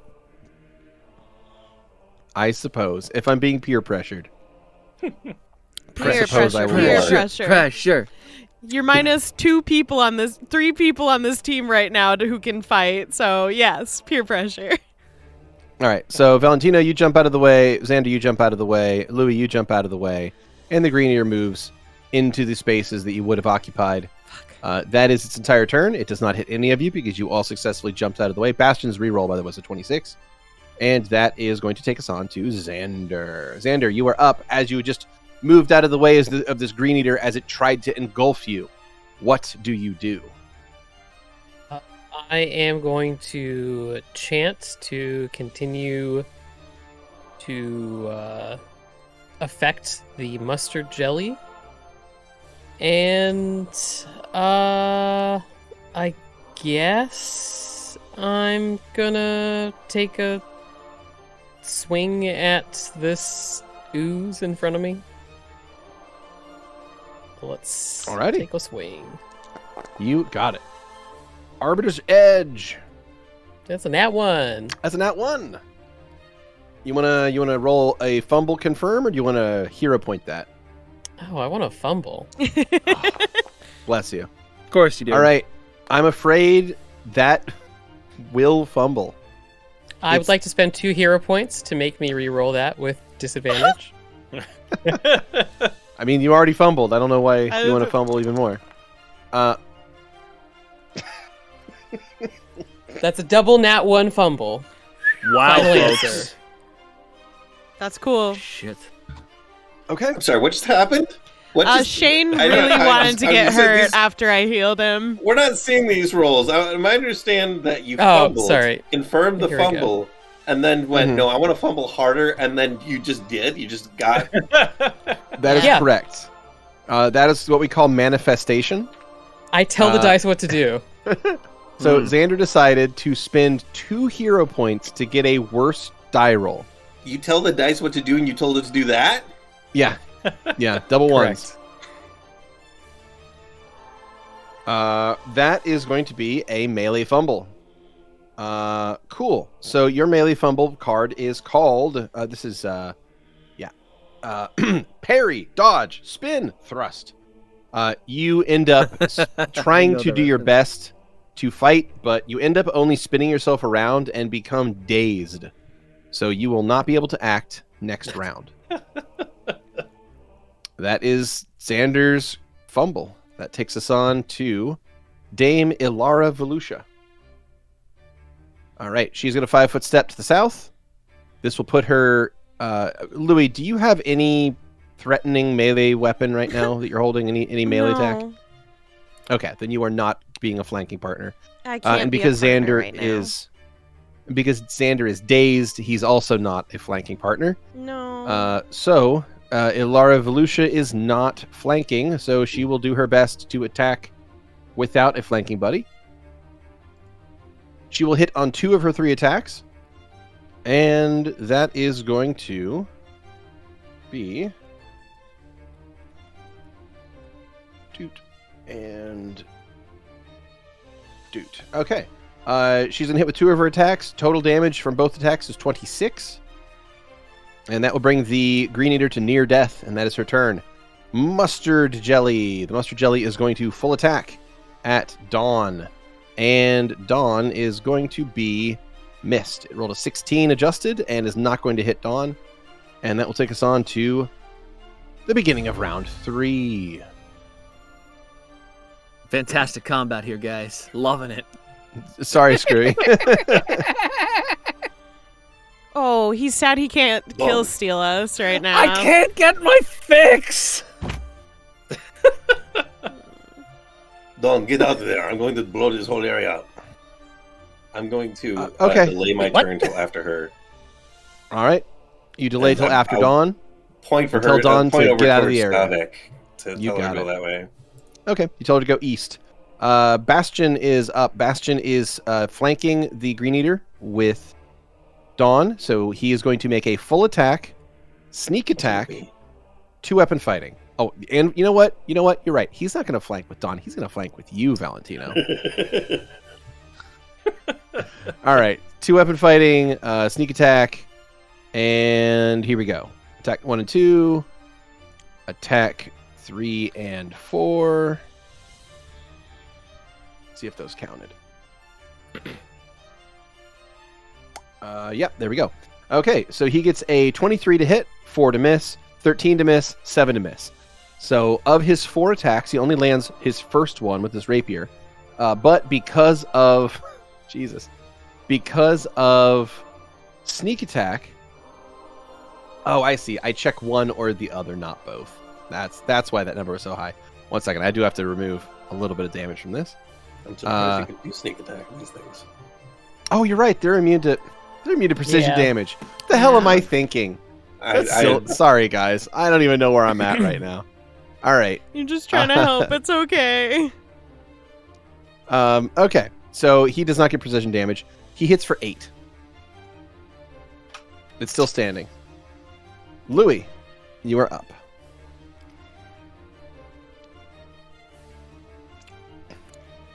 Can I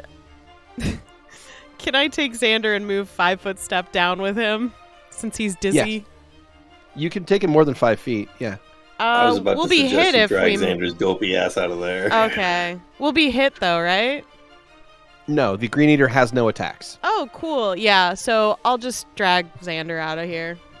Okay, you're able to drag about 20 feet. So you can go ahead and move down 20 feet. That's 4 squares, and you can drag Xander with you.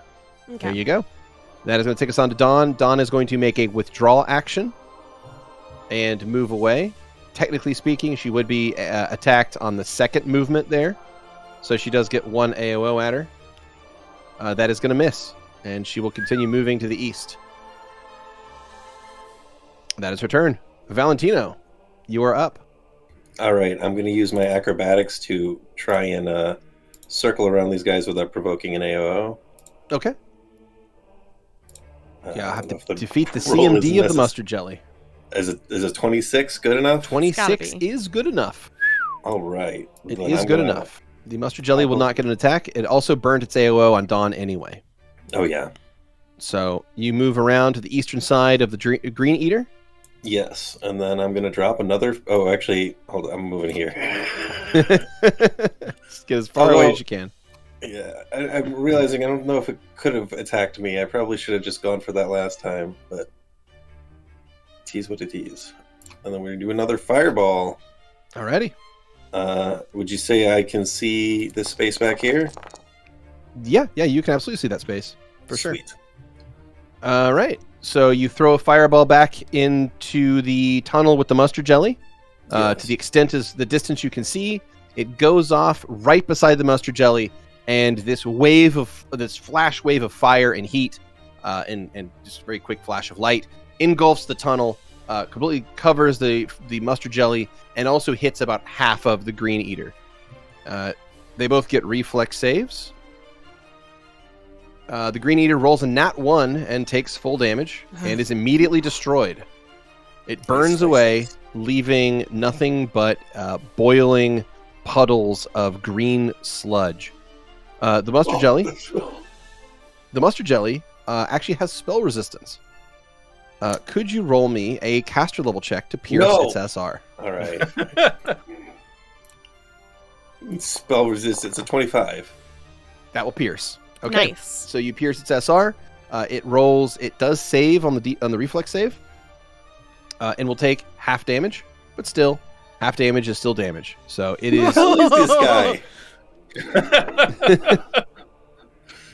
It gets it got a 22 on its saving throw. Damn. It rolled really well. Its reflex save's not that good. It just rolled almost perfect. All right. So the mustard jelly is singed by your fireball. Anything else from Valentino? That's all he's got. Alrighty, that round. takes us on to Xander. Xander, I'm afraid you are dazed this round and can take no actions, but the daze will fall off of you this turn. And that will take us on to Dame Ilara Volusia, who's going to 5-foot step to the northwest and full attack the mustard jelly. She will hit with all 3 of her attacks.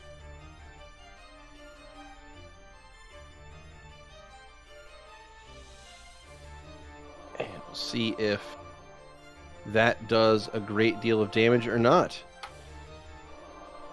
All right, she moves in and swings with all 3 of her shots here, landing blows against the mustard jelly, and she is going to deal a total of 43 points of damage to the mustard jelly. And because her weapon is in fact magical, it bypasses DR, and the mustard jelly is now badly injured.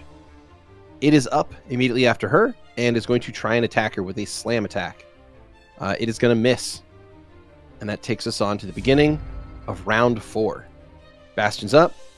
Bastion is going to pick up his bow while he's sheathing his dagger and rapier, and then he's going to take a single shot with it.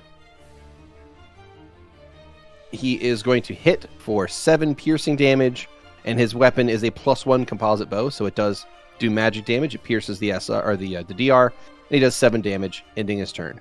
Louie. Yeah. Xander seems to have come to. He seems to be back in his own mind. You okay? Yes. All right. Go get him.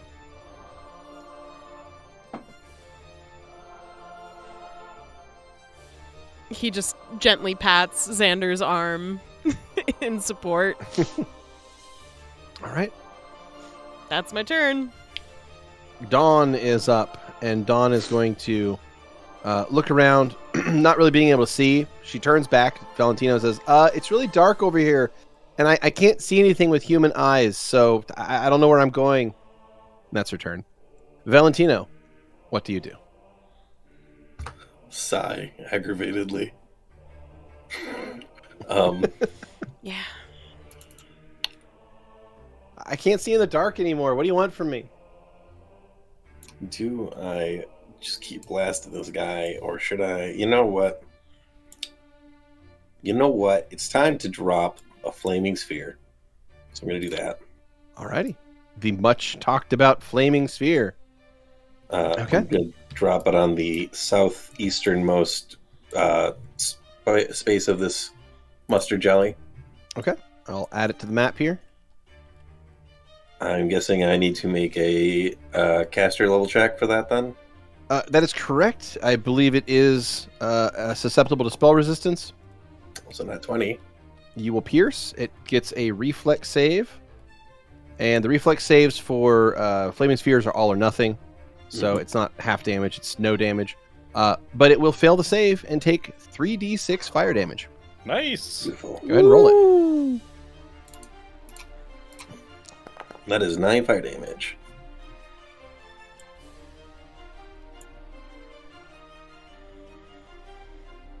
Alrighty, 9 fire damage to the jelly. Good stuff. It is still badly injured. Anything else from Valentino? You still have a move action left. Yes, I will move in the direction Dawn. Oh my god, follow me, I'll take care of it. Stop Valentino, as You you hear me? move over to this area, you can now see that there are 3 total humanoid-shaped cocoons in here. One is Stavik-shaped, one appears to be Kaito-shaped, and one appears to be Zu'lin-shaped. What the fuck? Stavik! Zu'lin! Can you hear me? You shout, but they don't make any indication that they can hear you. Valentino's hoping that one of them is Stavik shaped and not just a digested person. Fair. It's true. It would be hard to tell the difference, yeah. Accurate. Oh, well, this one's dead. I can't get with that one. Just toss a fireball in there. He's already dead. And that guy looked like Zu'lin. We decided is bad now.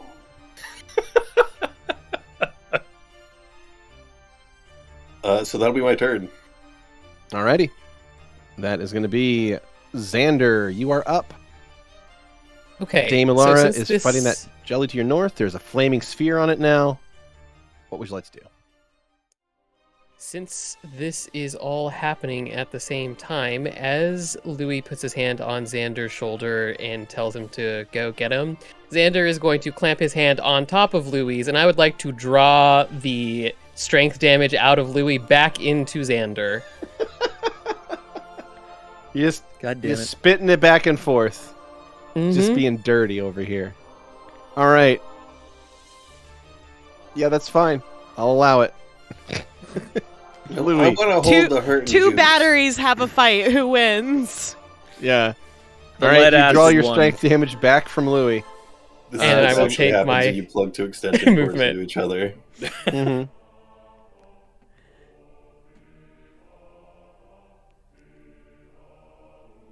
All right, and then you have a standard action left. Let's see. So that didn't take an action? Nah. Okay. In that case, I am going to... Do I have anything offensive I can use against this? Yeah. You know what? I am going to just cast Shatter. You got it. Shatter is a good spell. On Louie or My bones.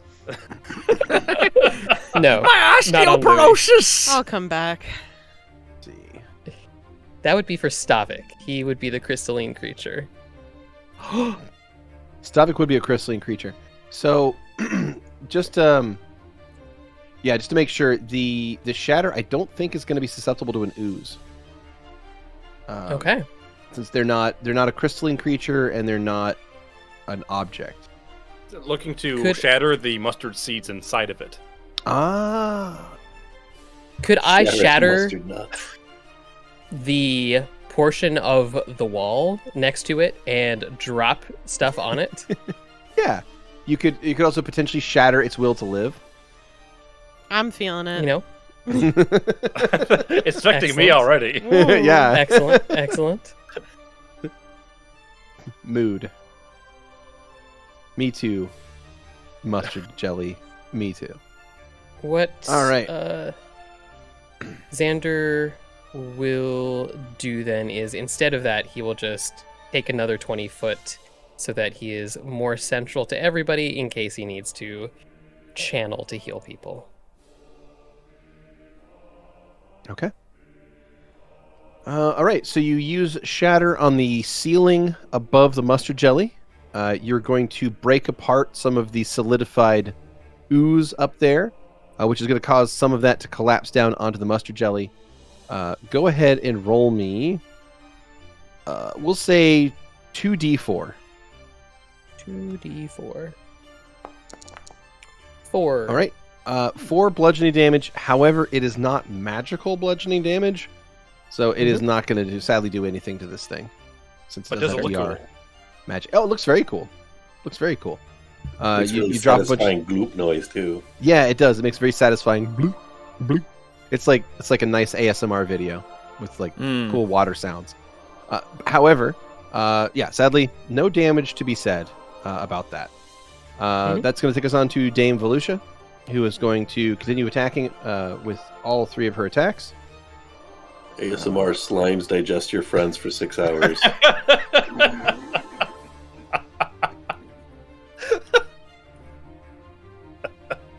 I would actually watch that video. I'm that weirdo that watches those 6-hour ASMRs. All right. Dame Volusia is only going to hit with 1 of her attacks on that one. She rolled very badly on some of those attacks. So let me see what that do. 700 slashing. Only 9 damage. Rolled bad on the damage too. Damn. Okay, bad all around. Bad turn for Ilara. That takes us on to the mustard jelly. It is going to make a slam attack against the paladin, and it is going to again miss. Luckily, Dame Volusia is quite armored. That will take us on to the beginning of round 5. I just imagine it hitting her armor like one of those sticky hands. Exactly. All right. Then Bastion is going to fire his bow, of which he has very little skills with. But he takes a couple of shots, and he does manage to hit 1 time for 7 more damage. We'll take it. That's his turn. Louie, what do you do? Yeah. Does anyone have any extra blades or something that they're not using? Yeah, Bastion will respond. I've got some extra weapons. Okay. Louie is going to run up and grab whatever the extra weapon is from Bastion's belt. Okay. Do you want to take his rapier or his dagger? Dagger. Okay. I'm going to add into your inventory a borrowed +1 dagger. I would There we like go. to keep running in the direction that Dawn was in. Then. And that will be my turn. You got it. Okay. I have added the item and created an attack for you. Thank you. Okay. That is Dawn's turn. Now that Xander has moved up, Dawn can see further into this area. The light now goes as far as to be able to see this pod that potentially has Stavik in it. Dawn will move forward with her bastard sword out, and she will slash her sword into the pod. And Stavik, you feel that very tight, swaddled quality to this pod suddenly bursts forth as a sharp blade cuts right in front of your face, striking vertically top to bottom, letting all that pressure loose and dumping you onto the ground. This is the second time she's done that. So with a splorch, you find yourself sliding down onto the floor of a slimy cavern Dawn is standing over you, looking down at you. Oh, I thought you were Zu'lin. Valentino, you are up. Sorry, what? Valentino, let's see. I got do I roll the flaming sphere on my turn? Or it's the on your turn. Yeah, Then let's do that it acts now. on your turn. So it gets to make a reflex save. It fails. Roll 3d6. No, 17 damage. Nice. That was almost as good as it gets. you kill it. Whoa! Whoa! Fuck Flaming yeah! sphere killed something. Holy Is shit. that allowed? Is that? Hold No, on. it's Whoa! not. Let's restart the stream. No. Flaming sphere is No. not allowed to kill something. That's not how that spell works. God, shit. Are we sure it Is failed that its legal? save? All right, so that is a first. Combat ends with the flaming sphere. Next I don't time, know how next to you're feel gonna tell about me this. I'm gonna be able to hold person. No. I don't know. No. No, We don't- no. come on. Chains Let's not of be light. crazy. Those spells don't work. We all know this. All All right, combat ends. Dame Volusia keeps her sword out, prods at the jelly a few times to make sure it's staying down, and will then follow in with the rest of you. Bastion also moves into the area. You find 2 other pods. Each one in here seems to contain another person. Is that Zu'lin? Dawn will walk up with her bastard sword and slash in, which is going to release Zu'lin onto the ground. With Zu'lin, as soon as your Well, pod opens up, you topple to the floor. Debating if we're gonna release him, and then she just does. By the way, Zu'lin, Yes. when you get released from the pod, you were fully enveloped in this thing, just like Stavik was. However, you need to breathe as a creature. Yes. Are you familiar with how amniotic fluid works? Partially. So it's an oxygenated liquid that is so heavily oxygenated that you can pour it into your lungs, and your body can breathe it, even though it's a liquid instead of a gas. It's really, really weird.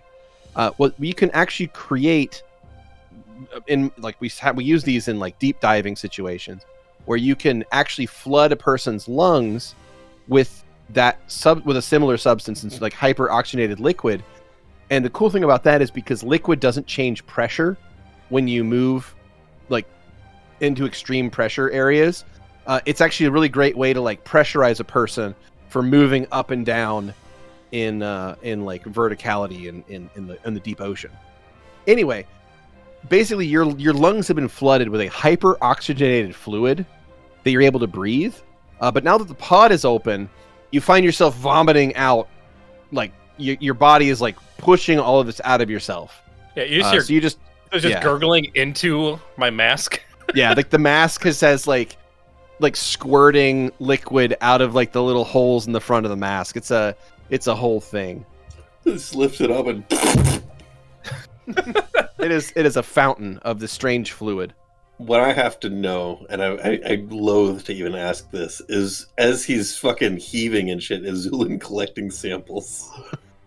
No, and the one time in his life, he is not collecting that. He's like, this is awful, but I couldn't breathe. I need to grab some of this. Dawn will then walk up with her bastard sword and cut down Shin Kaito out of the final pod. He drops to the ground. Zu'lin You has also- thrown his mask to the side as he's just throwing up this liquid.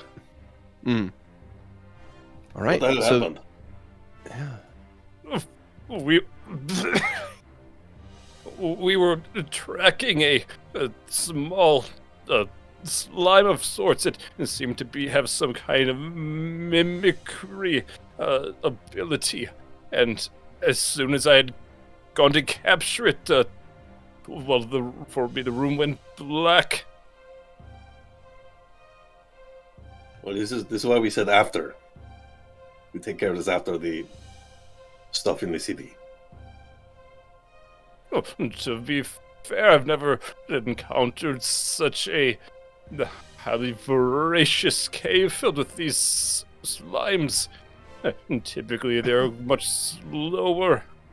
They're generally more or more docile than that as well. Shin Kaido will gasp between coughs and try to explain as he stands up and tries to brush himself off. What do you think got them worked up? It might be the subspecies itself, for all I know.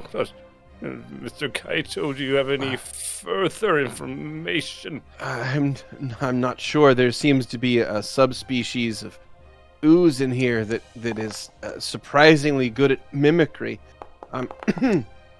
Oh, my lungs. That was an odd sensation, one that I'll be sure to take detailed notes on. You see Stavik pouring this goop out of his gloves, and he takes his finger, kind of scoops it out of his eye. Like, yeah, Stavik.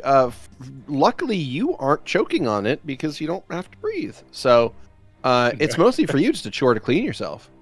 So you are kind of like wringing yourself out and getting as much slime off of you as possible. And while that is happening, I will take one of these from the entire party. By the way, Stavik and Zu'lin, if you want to stand up, you're welcome to do so. Yep. Oh, it's in my boot. Pours it out. Can I say? Mm-hmm. Oh, quick question, Beardy. Was I able to catch the slime that I was trying to catch previously? No. Shit. All right. Oh, Zu'lin, the mimicry slime creature.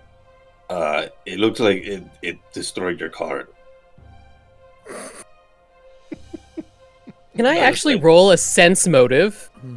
Yes. This is, I mean, a little bit crazy in the situation, but I just want to make sure that this is accidental. You know, just like completely accidental. Yeah. You know. Yeah. 21. Sense motive. And I'm vibe checking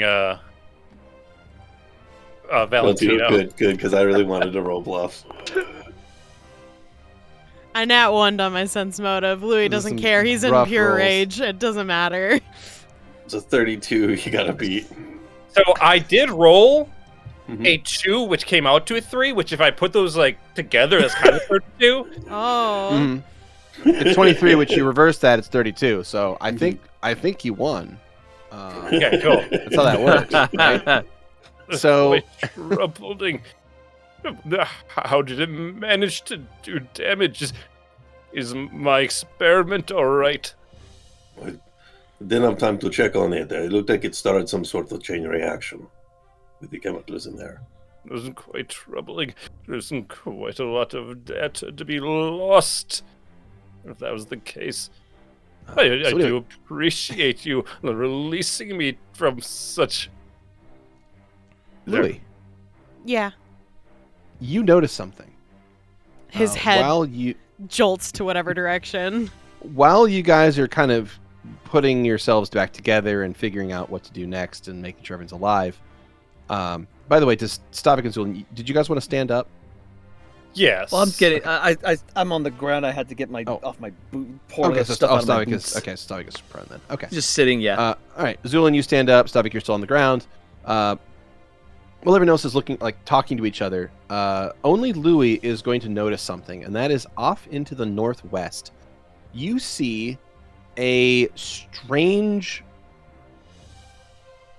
shape, lift itself up ever so slightly, like a hump in the slime to the north, and it's staring at it forms itself into sort of a pseudo humanoid shape.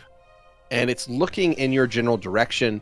And as it's looking over at Xander, you see it begin to take on the general body shape and proportions of Xander, even from a distance. And that is going to start initiative as this thing begins to put itself together in such a means to potentially attack the party. Louie will point a weapon at it to direct everyone and say monster.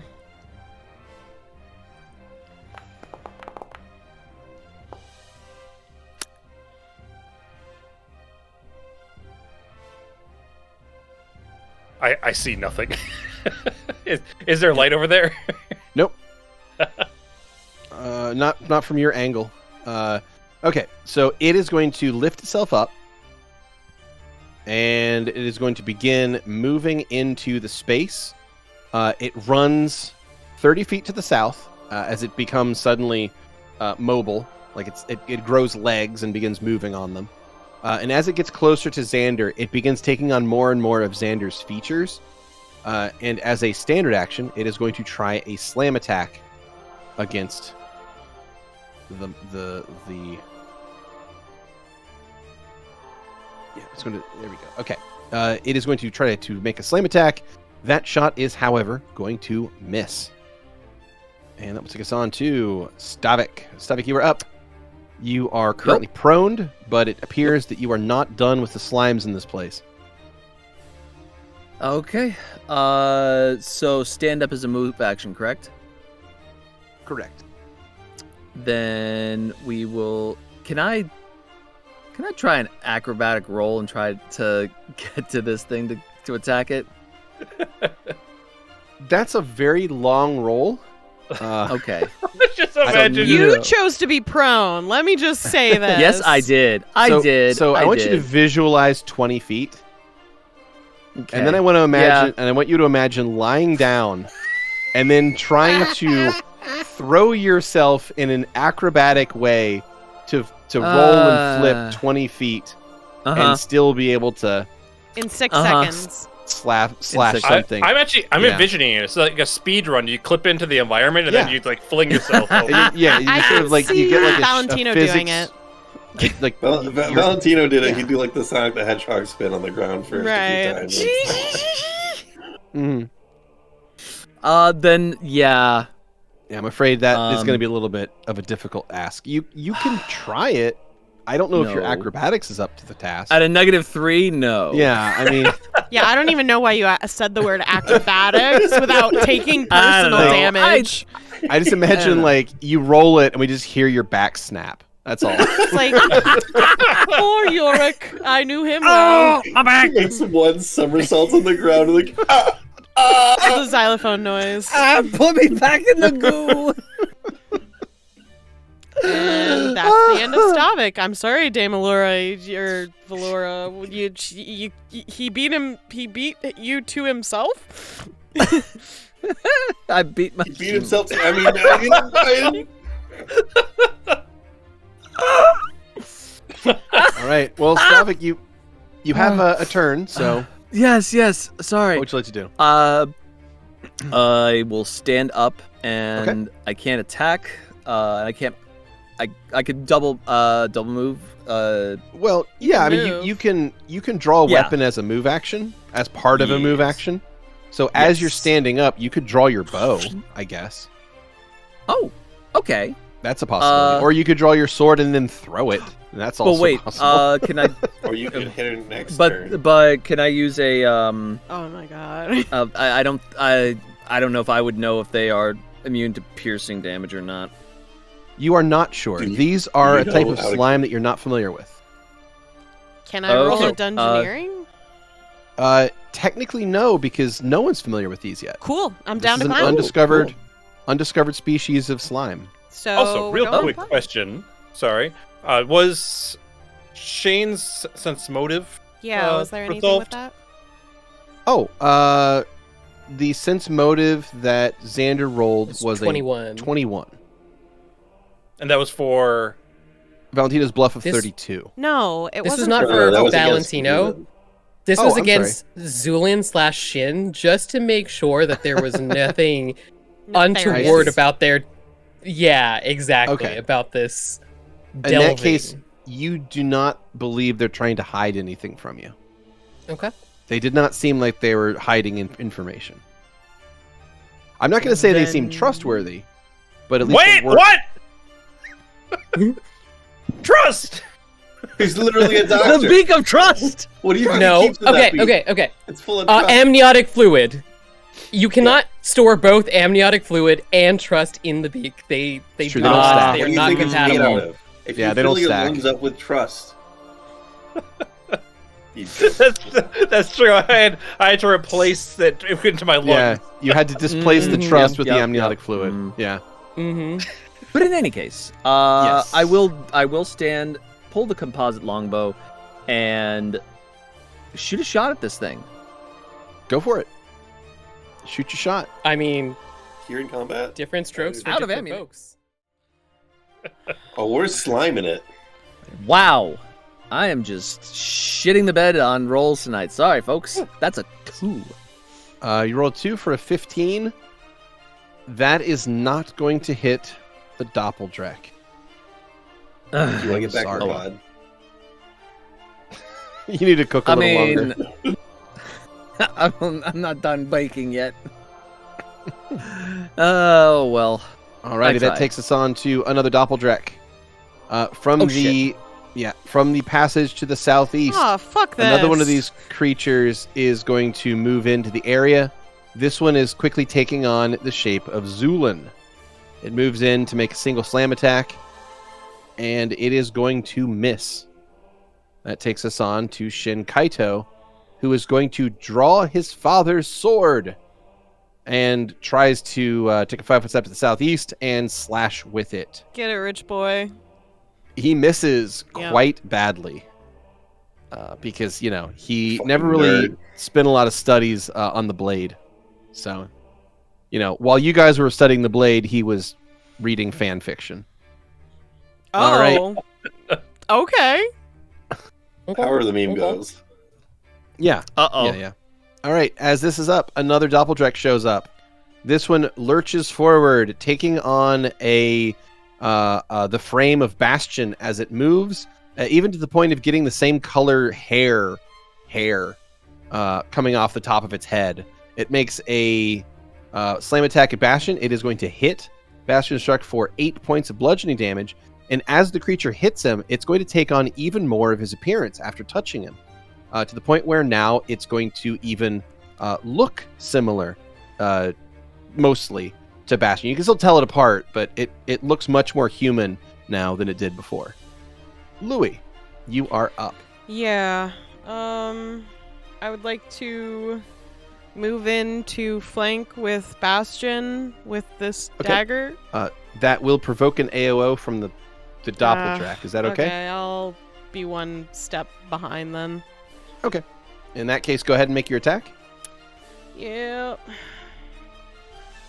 Well, you could always acrobatics to try to get behind it without provoking. You know I what? don't know I'll what your try acrobatics that. is like. Fuck it. Yeah. Fuck it You like a just have to beat bucket. its. You just have to beat its 14, CMD. not enough. 14, not enough. You're right. All right, it's gonna swing at you. You do end up there though. Yeah, that's fine. It gets a swing at you. It gets a 19 to hit. That hits.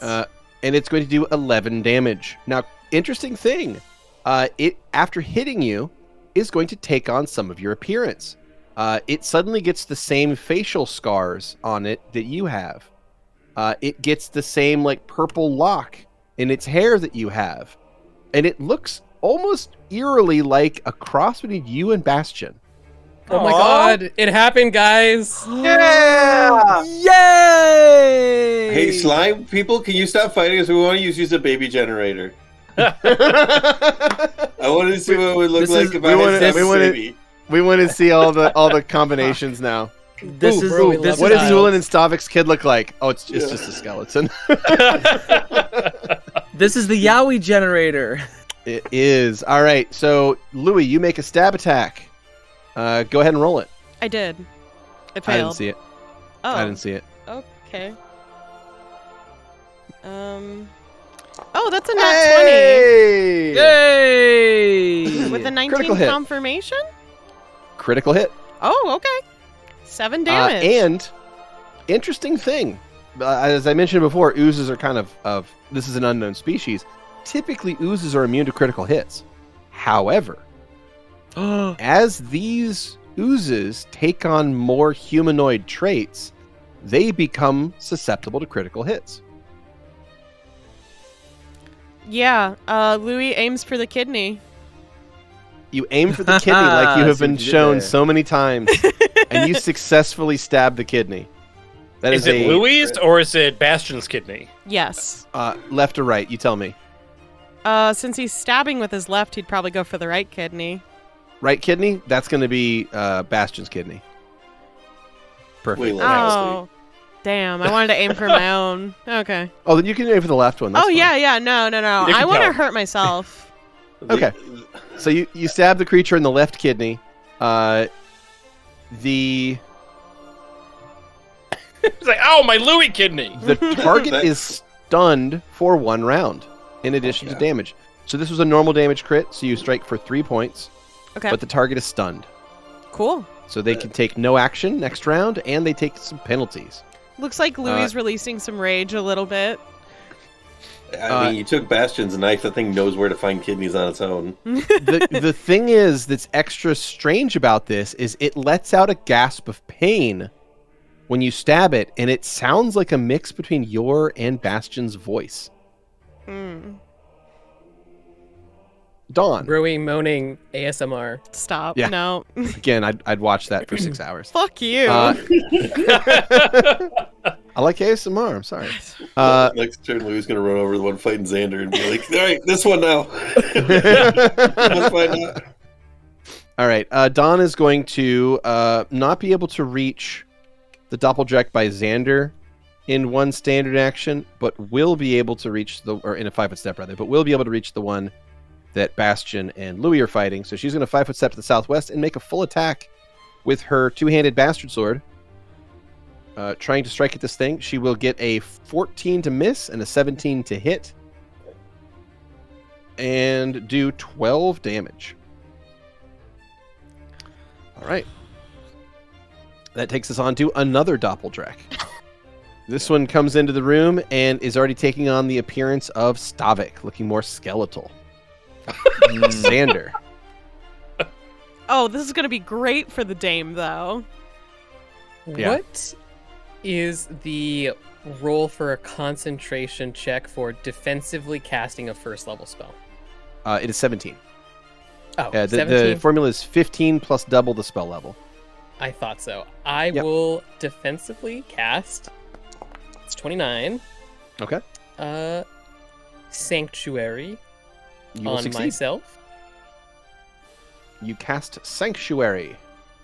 because I cannot abide by this thing taking on my appearance. Okay, and And- as you move, or as you, yeah. So if it tries to attack you, it now has to make a will save. Otherwise, it cannot attack you. Correct.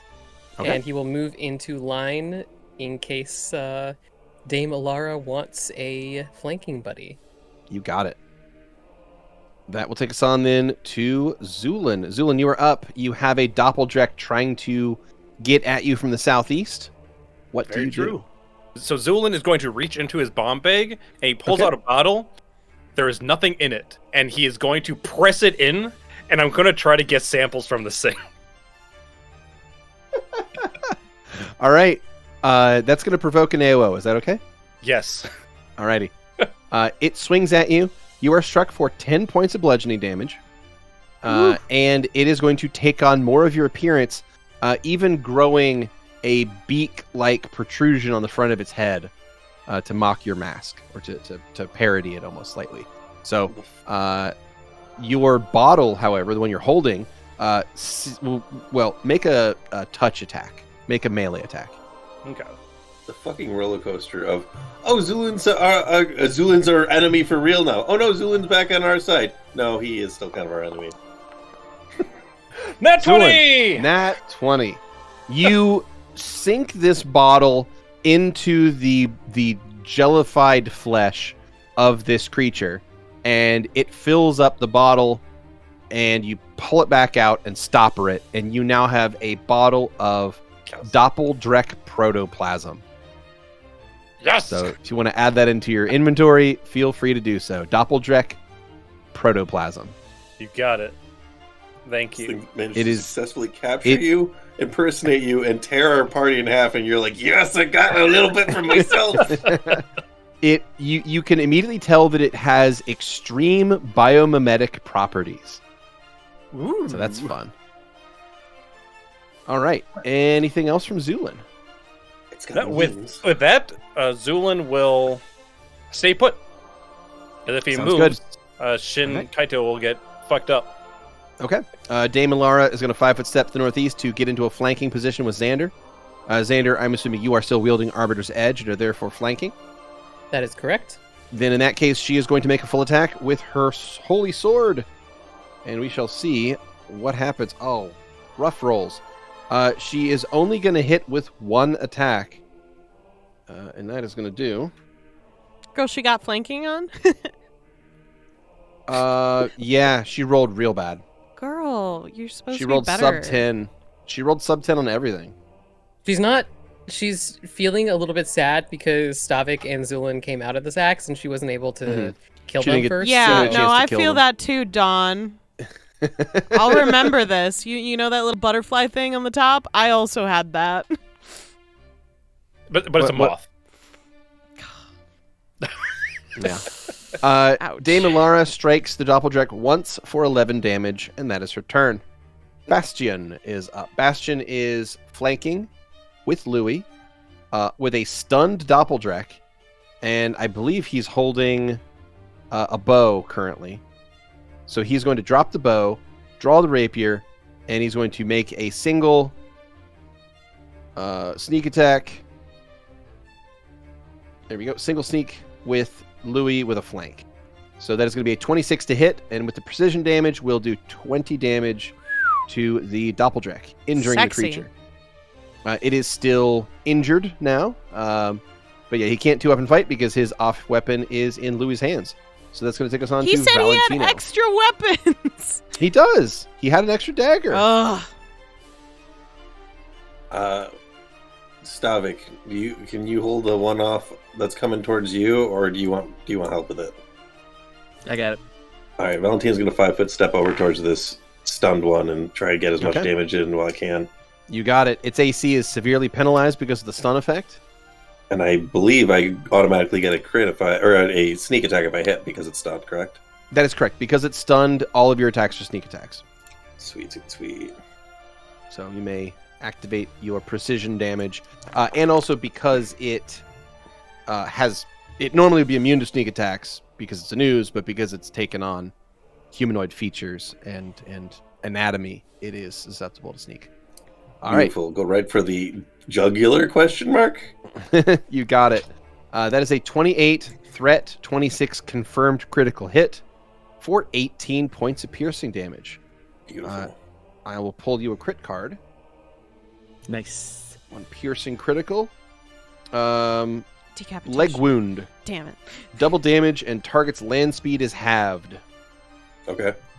So you slash at its leg quite viciously. It's And it leg takes- jugular.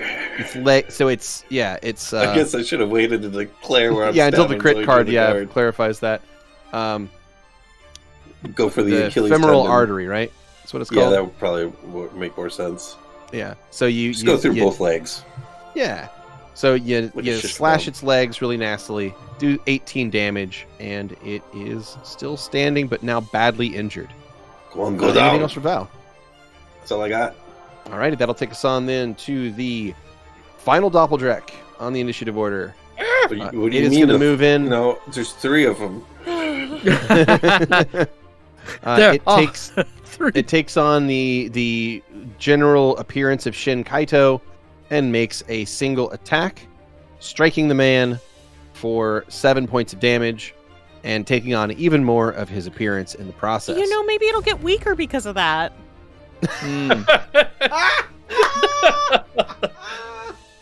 So accurate. So brutally accurate. All right. Round 2 begins, and the Doppeldrake that is currently being flanked by Xander and Ilara is the one that's up first. It has taken on the appearance of Xander and will continue to make a full attack against him, making 2 slam attacks. The first one is a 27 to hit. Second shot is a 17 to miss.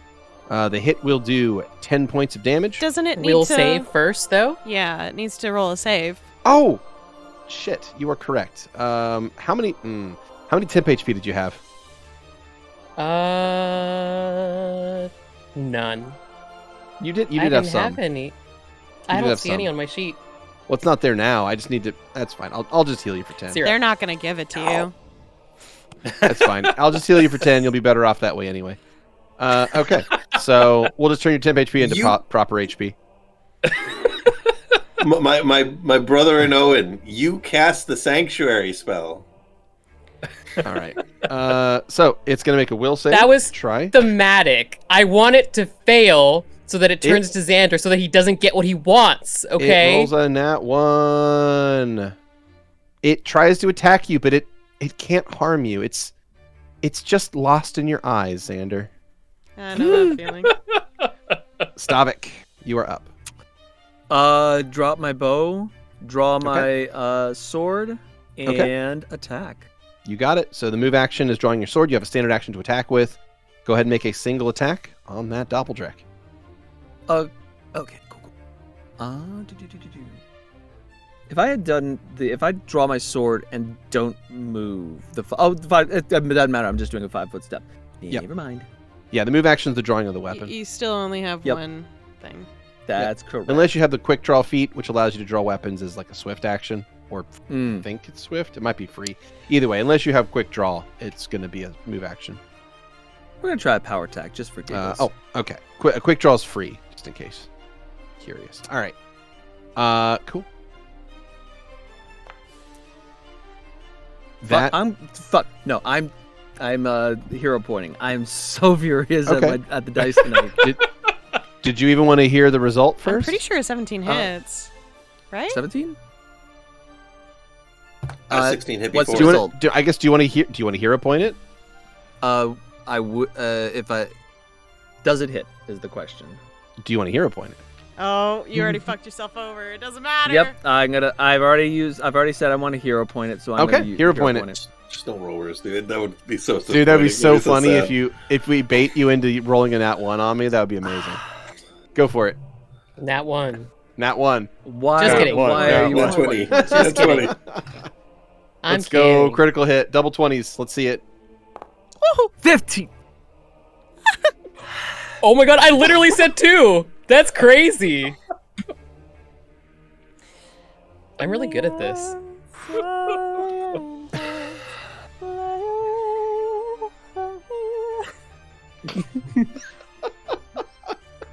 So would 17 hit?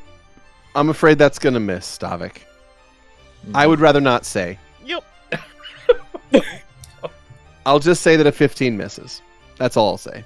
Okay. All right. Doppeldrack's up. Doppeldrack is going to continue trying to attack Zu'lin. No! Not my boy! Zu'lin, I rolled really badly. I rolled double 5s over here, so he misses. No hits there. Shinkaito's up. He's going to 5-foot step to the west and swing his katana at the one attacking you, Zu'lin. Nice. Get away from him! And Shinkaito honestly is more of a danger to you than he is to the Doppeldrack because he rolled a 2. This man is legitimately terrible with a sword. That's his turn. Doppeldrack's up. It is stunned this round and can take no actions. Louie, I'd what do you like to do? keep trying to stab its kidney. Okay. The stun effect was started on your turn and will now end on your turn. So he is no longer stunned. That's 19 and a 21 to hit for 5 damage total. That's with flanking. Perfect. Okay. Both those shots land and you do 5 damage. Alrighty. Not bad. It's just a dagger. We need to get Bastion another sword. All right, Dawn's up, and she is going to make a full attack with her two-handed bastard sword. And she is going to get a 29 to hit and a 13 to miss, striking for 12. The Doppeldrack is now near death, and that takes us on to the Doppeldrack by Stavik. This one is going to full attack you, Stavik, and it is going to miss on both attacks.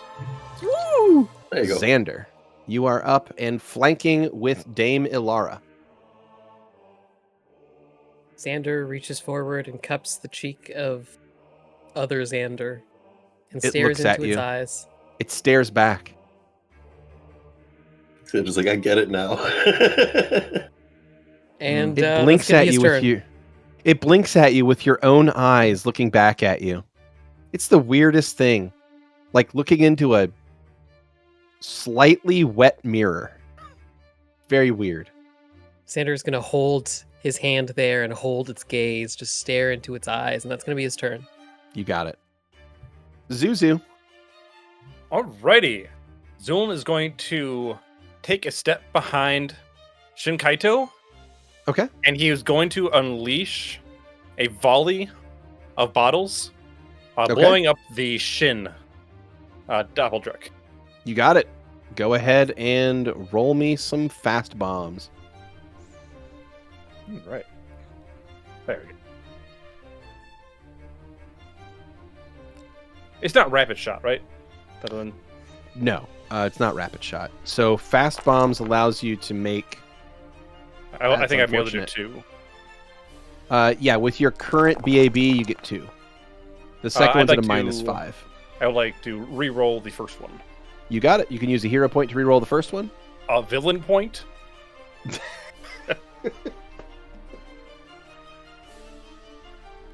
How could I forget? You're right. A villain point. All right. So you spend one of those. You get to re-roll. So go ahead and give me a D20 plus. I believe your roll there is a D20 plus 9. Cool. Yeah. 15.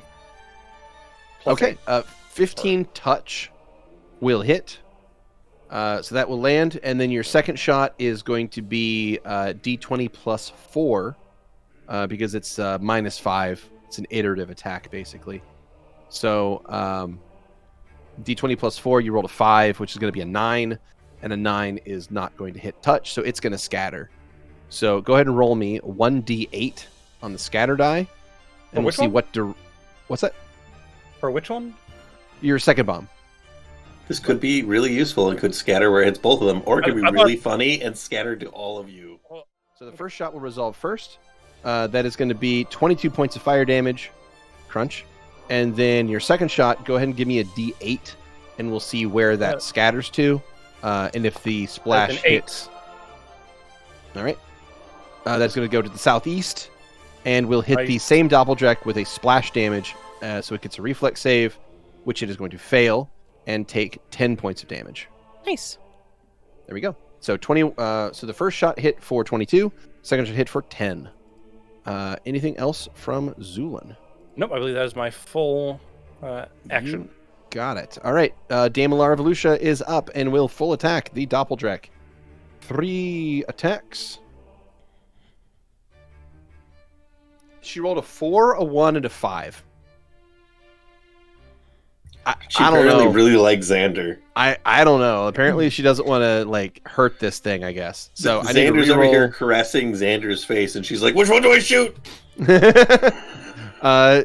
So luckily, it's not a confirmed fumble. So it's just a miss, and a miss. That's her turn. Bastion. Bastion is flanking with Louie. He's going to use his rapier. He gets sneak attack. And that is that. Oh. Okay, he gets a 25 and then a nat 20 on his second attack with a 17 to confirm. So he will hit and critically hit. The Doppelganger only had The 5 fuck health out of left, this thing, boy. but he just hit it for 25 and then 33. Bastion and Louie on self-hating. Yeah. Can we get some spice on that dice? Yeah. Yeah, we can. So Bastion looks at this thing, seeing the strange amalgamation of his features and Louie's features, and he breathes deeply and says, "No, I'm afraid you're too beautiful for this world."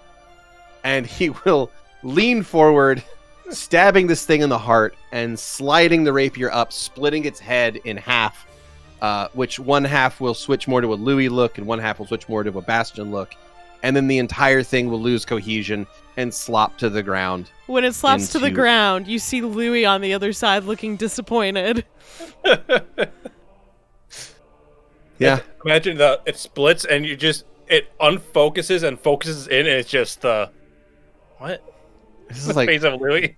why would you say that? And Bastion's like, what? I thought it was the right thing to say. It seemed like, poignant or whatever. He just shakes his head disappointed. And that is Bastion's turn. I, for one, found it quite cinematic. Thank you, Zuzu. You would was side with beautiful. him.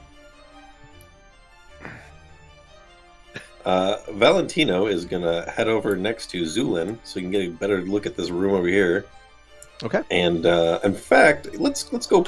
Oh no, never mind. I can't go that far. That's right. My stumpy little legs. Your little halfling legs.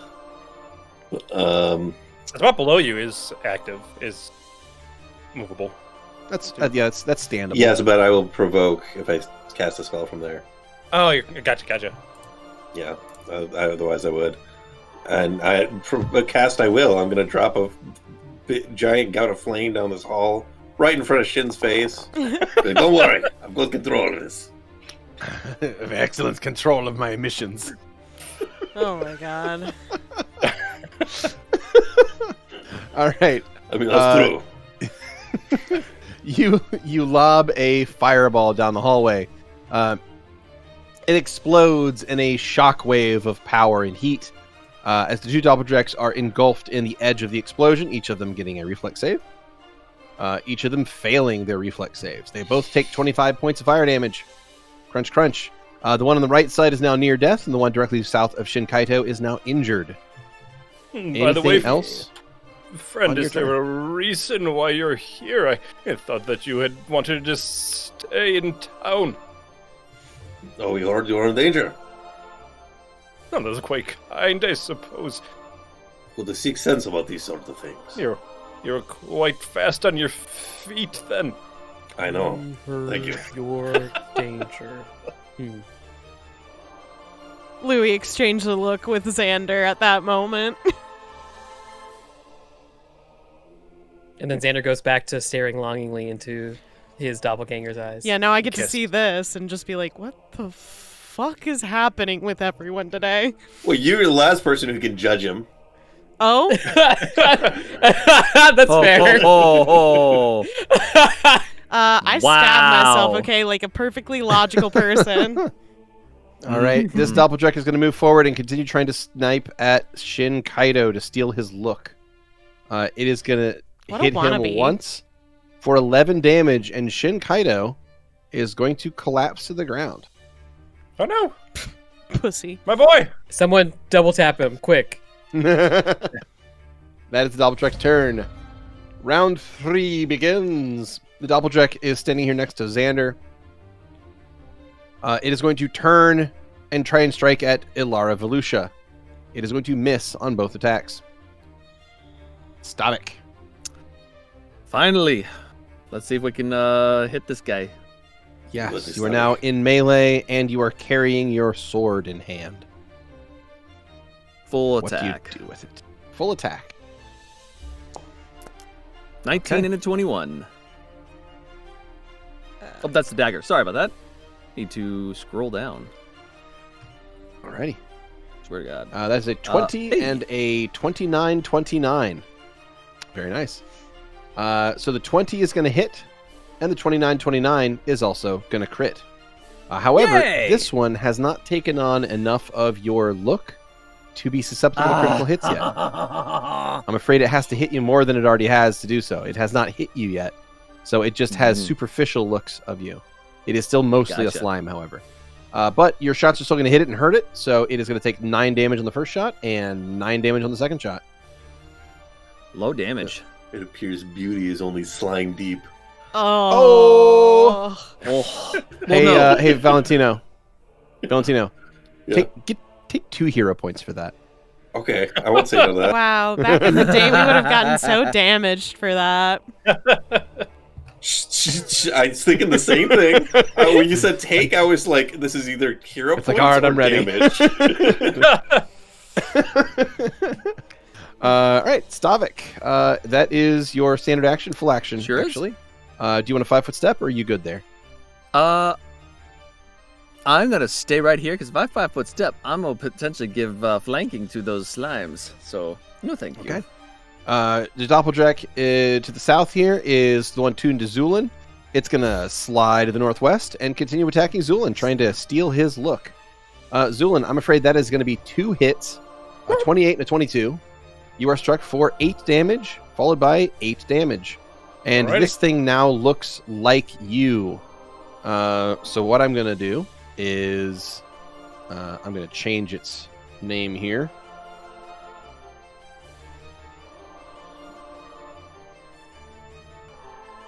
There we go. And it now looks like you. That is its turn, and that takes us on to Shin Kaido. Shin Kaido is knocked unconscious. I'm going to have him make a constitution test, which he will... He yes, fails? he will stabilize with that. Oh, he will okay. pass. Nice. Zu'lin. No, apologies. Louie. All Louie, you're right. up. Louie is going to fancy feet around Bastion and make his way over to the creature slowly appearing to be Xander. You got it. He hesitates for a moment, and then we'll go into stab it. Okay. Bastion notes that you hesitated to attack the one that looks like Zu'lin, but did not hesitate to attack the one that looked like him. I hesitated the one that looks like Xander. Or Xander. Sorry, that's what I meant to say. My apologies. You No hesitated hesitation to when they attack look like Xander. Zu'lin. Yeah, you hesitated to attack the one that looked like Xander, but not the one that looked like him. So And he's me. like, oh, I see how it looks. All right. All right. That is a 15. That is sadly not going to strike. Oh, that's fine. That makes sense with his hesitation. Dawn. Dawn moves up 10 feet and slashes with a 2-handed bastard sword strike. 28 to hit for 9 damage. Doppeldrack's up. This is the one up here by Stavik that looks kind of bony. It will try to attack you, Stavik. It will land 1 shot, surprisingly. Oh, no. It is bludgeoning damage, so it will bypass your... No, you don't have DR anymore. Oh, you do have 2 all. Sorry, you have 2 all DR. So it's going to do 5 damage to you total. There we go. But more importantly, Nice. it takes on more of a skeletal look than it did before, looking more and more like you. Xander, what do? Xander is going to look at the creature in front of him, reaching out a hand. And now that it is no longer looking at him, no longer maintaining that soulful gaze, he is going to curse it. You got it. You curse it. forlorn. It gets a will save. It will fail said will save and have to roll with disadvantage. Excellent. Alrighty. Anything else from Xander? Nope. He will just have give a single chant of a word as golden cracks appear all across the surface of this creature. You got it. And that's You it. extend the duration and take us on to Zu'lin. Alrighty. Okay. Zu'lin is going to kneel down, unpop a bottle, and is going to pour a potion into Shin Kaito's mouth. And Okay. this is a potion of gaseous form. Okay. Administering a potion like that is going to provoke attacks of opportunity. Is that acceptable? That's acceptable. Okay. In that case, these 2 Doppeldracks are going to try to swing at you. I got a 21 and a 20. Both shots are going to hit. Zu'lin, you are struck for 9 damage and 7 damage. That is going to take you down to 36 health. But you do administer the potion to Shin Kaito. Oh wait, that was So- double drug juice. Shit. oh no. You pour a gaseous form potion into Shin Kaito's mouth, and his body becomes intangible smoke. All right. Wonderful. Anything else from Zu'lin? Yes, Zu'lin is going to then jump backwards. Alrighty. Dame Ilara Velusha is up, and let's see if she can roll above a 10. Come on, girl. She can. All right, she gets 2 out of 3 shots this time. The boy with the dagger is embarrassing you.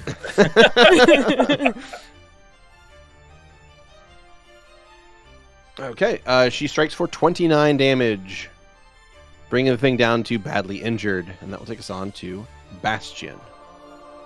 Bastion's up. He's going to move up 10 feet and stab with his rapier. 19 to hit for 8 damage. Valentino. All right. Well, I don't want to just expose Zu'lin here, but I was going to flank with Stavik. Hey, that's fine. I Go for should it. be able to survive like another like 1 or 2. I'm Okay. going to then quickly do a corkscrew flip over Stavik's head. Okay. Nice. Acrobatics to get past all these guys without provoking. Okay. Over here. Moving directly through the Doppeljack square is going to be much harder than normal. So you actually have to beat their CMD plus 10 Okay. to do so. Is that okay Does with a you? 37 do that? 37 does that. Yeah. I think he's fine. All right. So do you want to jump off of Stavik and corkscrew over top of the Doppeljack? Or do you want to Yeah. like slip and slide and go between everyone's legs and end up No, on I the other do. side? I like hop up, kick a foot off of Zu'lin's shoulder, do like a little bit of a wall run, and then flip over their heads. Yeah. I can see that. I can see the wall run. Okay. That ends you after your move action directly behind the Doppeljack. You are now in a flanking position. And because it has taken on more of his anatomy, it is now susceptible to precision damage. Beautiful. Let's get that flank on. Let's get our flank on, folks. Did it work? Where? That's beautiful. Not one. Wonderful. Well, exactly. I'm going to use one of my brand new hero points that I just received for Oh. whatever reason. For whatever reason, yes. For being so good. Yeah. All right. We're going to do this again. I almost clicked the wrong tag. Whoops. You can just roll the d20 plus 11. That's all you need to re-roll. Okay. The damage is already there, so. And it was good damage rolls, so I figure you don't want to jeopardize changing those. Since you rolled max damage, actually. I figured That is a 25 to hit. 25 to hit is going to land. That is going to be 14 points of damage, all told. All right. Does do the That is- precision? Or is that including the precision? Oh, I see. That is 14 total. including I see. 1d6 precision damage and 1d4 piercing damage. Beautiful. Silly question. Mhm. I thought your sneak attack did more than 1d6. Yes, it does. I'm should- just you should remember do- we've had a few weeks off. We have Yeah. been doing it manually after a while because it wasn't Okay. automated. Yeah, let me get into your attack here. Yeah, your sneak attack is 5d6. Yeah, now that you mention it, I'm like, why have I not been doing this? That's why. All right, so that's 14 more, so we'll just double that. Okay, I have a Okay. Mhm. So it shows it's 5d6 in the attack. Are you attacking Mhm. from your inventory, or are you perhaps attacking from like? I just Where did you- that from the combat tab. Oh no, I attacked from the little drop-down HUD. That's where I've been doing. Oh, okay. So let me adjust. Okay, so I think that might be taking it from your inventory. So I went ahead and updated it in the inventory. It was set to 1d6 in there because it hasn't been updated since the character was created. So that is updated now, and there you go. It should now be 5d6. So we'll add in 4 All right. more d6. It's 14 more damage, and target is badly injured as you sink your rapier deep into its back, cutting a few of its bone-like protrusions. That All right, Stavik, finish it off. A Doppeljack beside Shinkaito. This one is going to envelop or try to envelop. However, Shinkaito is intangible, being made of gas, and the Doppeljack is going to fail to do so. Round 4 begins. Doppeljack in the north is going to 5-foot step to the northeast and continue, and will once again try and attack Xander. This is going to be a will save, as you are still under the effects of a sanctuary effect. However, it has to roll twice and take the worst result, and will fail. That's its turn. Stavik, you are up. All right. Put See on if your we can, flanking. Yeah. Doop. And All the way on the right, about halfway down, yep. if you're doing the right-click Mm. method. Oh, that's right. I forgot about the right-click method. Yep. If you got the window open on the right-click method, it's all the way on the right side, about halfway down, just below sleep. Thank you. I can hit it for you. There you go. Thank you. Thank you. Yep. Go ahead. You can make your attack whenever you're ready. You got it. And full attack. All right. Hey! Hey, that is going to crit.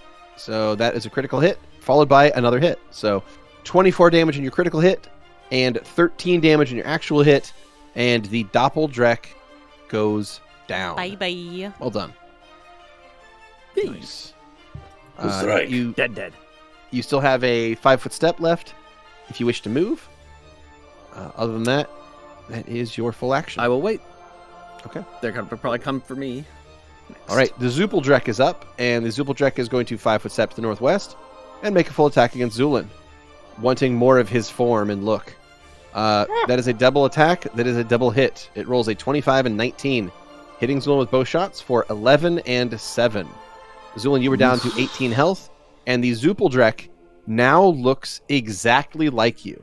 It now has your exact features. It now looks like there are 2 Zu'lins in the room. So that is its turn. Shinkaido is up, but is unconscious and stable, and also a cloud. So he can't do anything. Louie, Him waking what up is do going to be you? fucking crazy. Yeah, he's like, I woke up as a cloud. I don't understand. Louie. In a pod I mean, a few who minutes understands a ago. cloud? Really? Louie's going to take a 5-foot step. Wait, let me remove my flanking. Oh, it's already gone. Cool. And stibbity stab this biddity bitch for a 17 and a 14? 17 hits. Okay. Sorry, Skrewy. 4 damage. 4 okay. damage. And again, that he's was still ex- hesitating a little bit. Yeah. But 4 damage is still on the board. So that's going to be Dawn's turn next. She steps up here beside Xander, aiming her Bastard Sword strikes and trying to swing with both hands as hard as she can to deliver some hits in here. And that is going to be 29 and a 16. 16 misses, 29 hits, dealing 8 damage, bringing the Doppeldrek down to near death. That is her turn, and takes us on to Xander. Xander, the Okay. Doppeldrek has been messed up here. You can attempt to finish it off if you'd like. I think Xander is going to go in for a full attack. Love to see it. He's going in Arbiter's for the Edge. kiss. I mean, kill. Let's take a look. Ooh. That is a hit. However, I'm afraid your damage leaves a little something to be desired.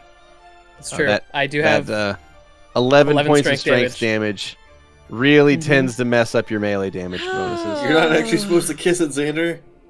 He reaches close with his face, and he just ever so slightly grazes it with the tip of his scythe. Your cheeks tip? graze, and there's a moment that passes between the two of you. I didn't know you liked your all right. looks so much. Zu'lin. Zu'lin is going to take a step back.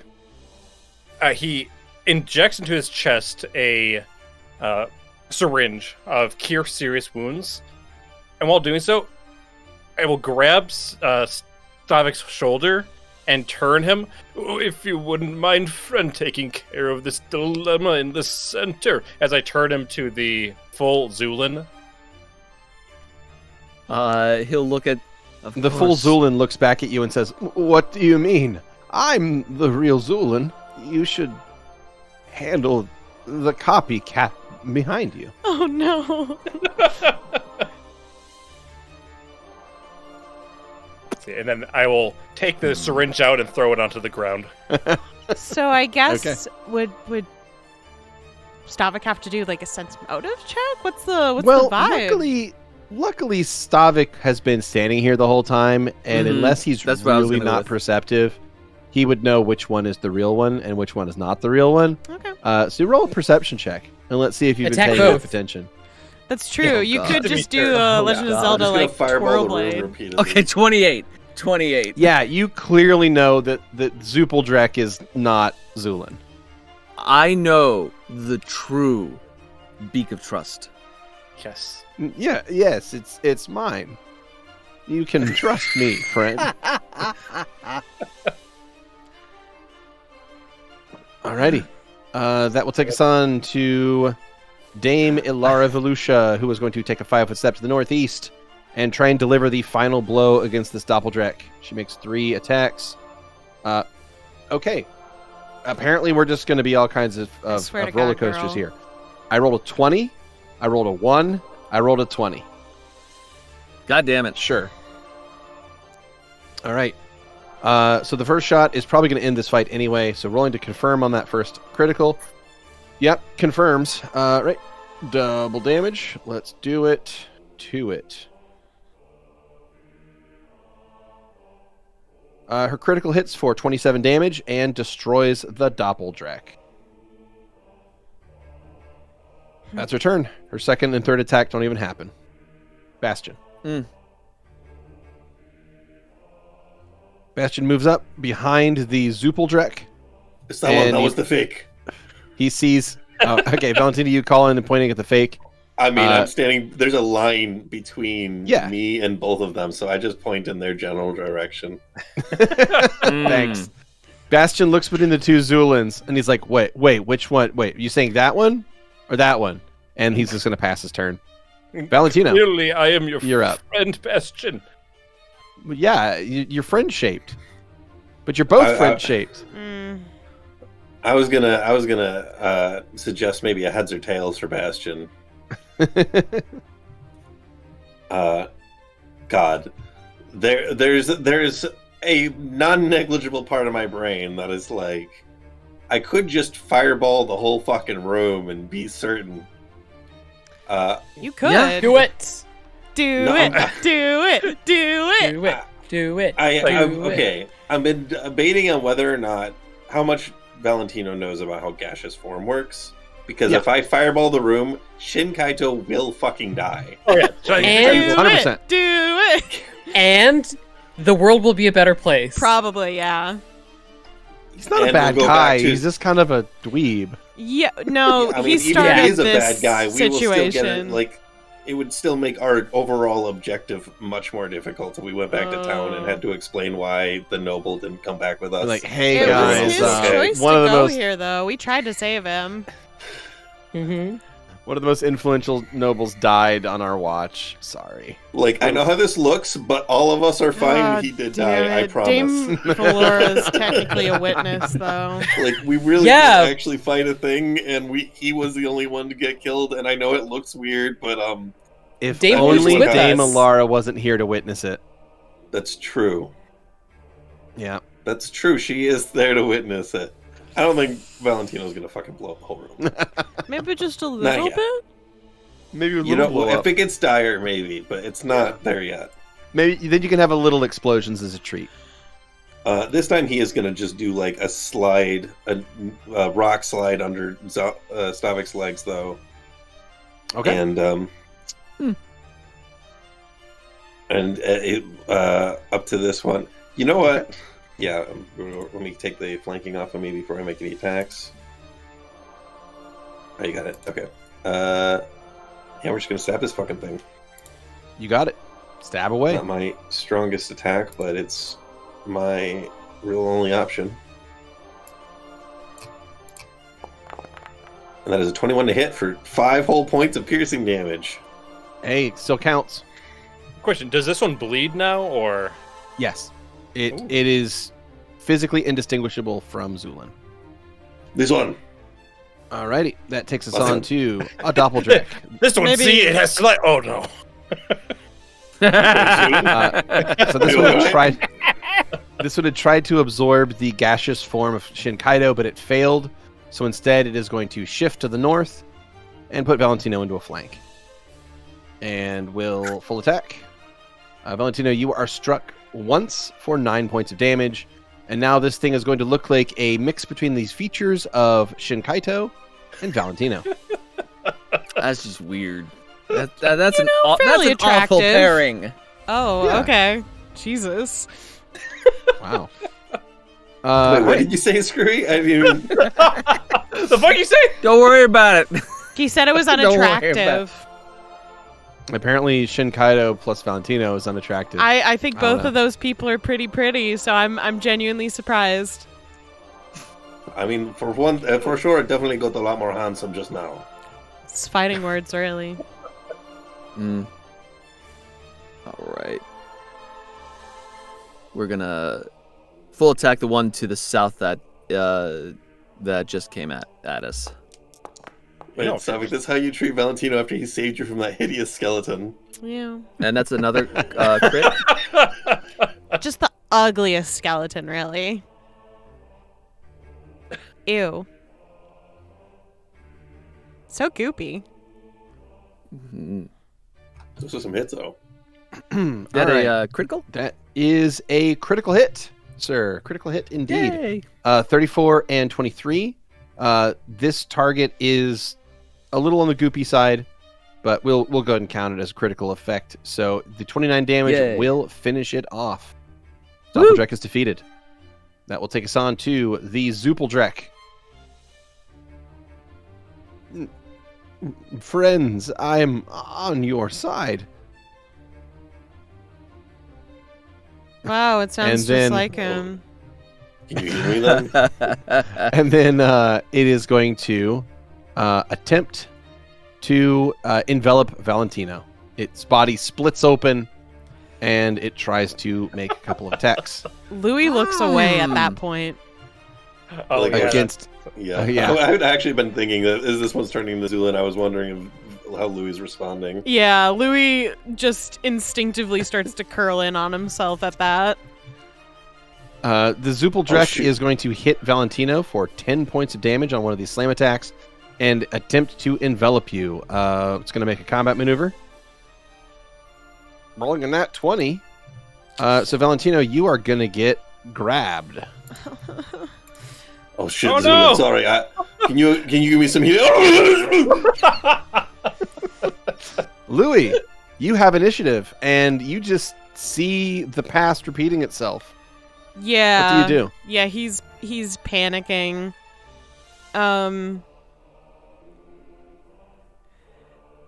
He moves the dagger out like it's a wand and then looks down at it at its inefficiency. I can't break this.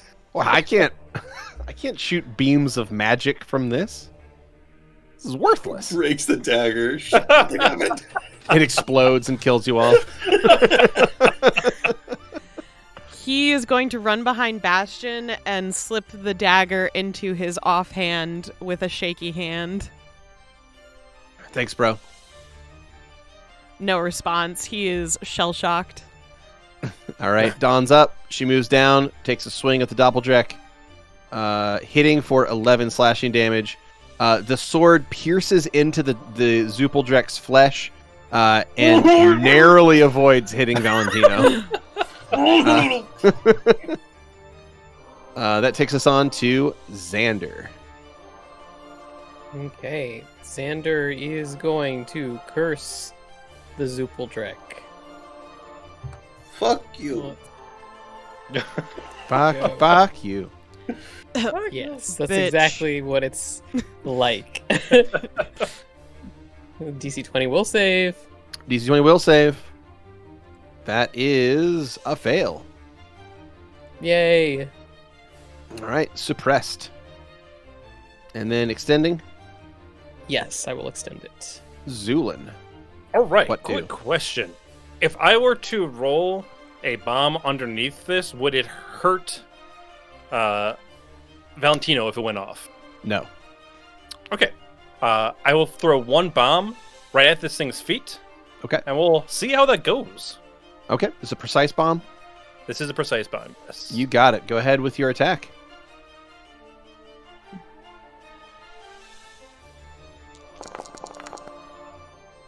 Alrighty. That is going to hit touch. The Zupeldrek is struck for 18 points of fire damage and is now badly injured. As your bomb rolls under it and explodes, striking the strange Zu'lin amalgamation thing.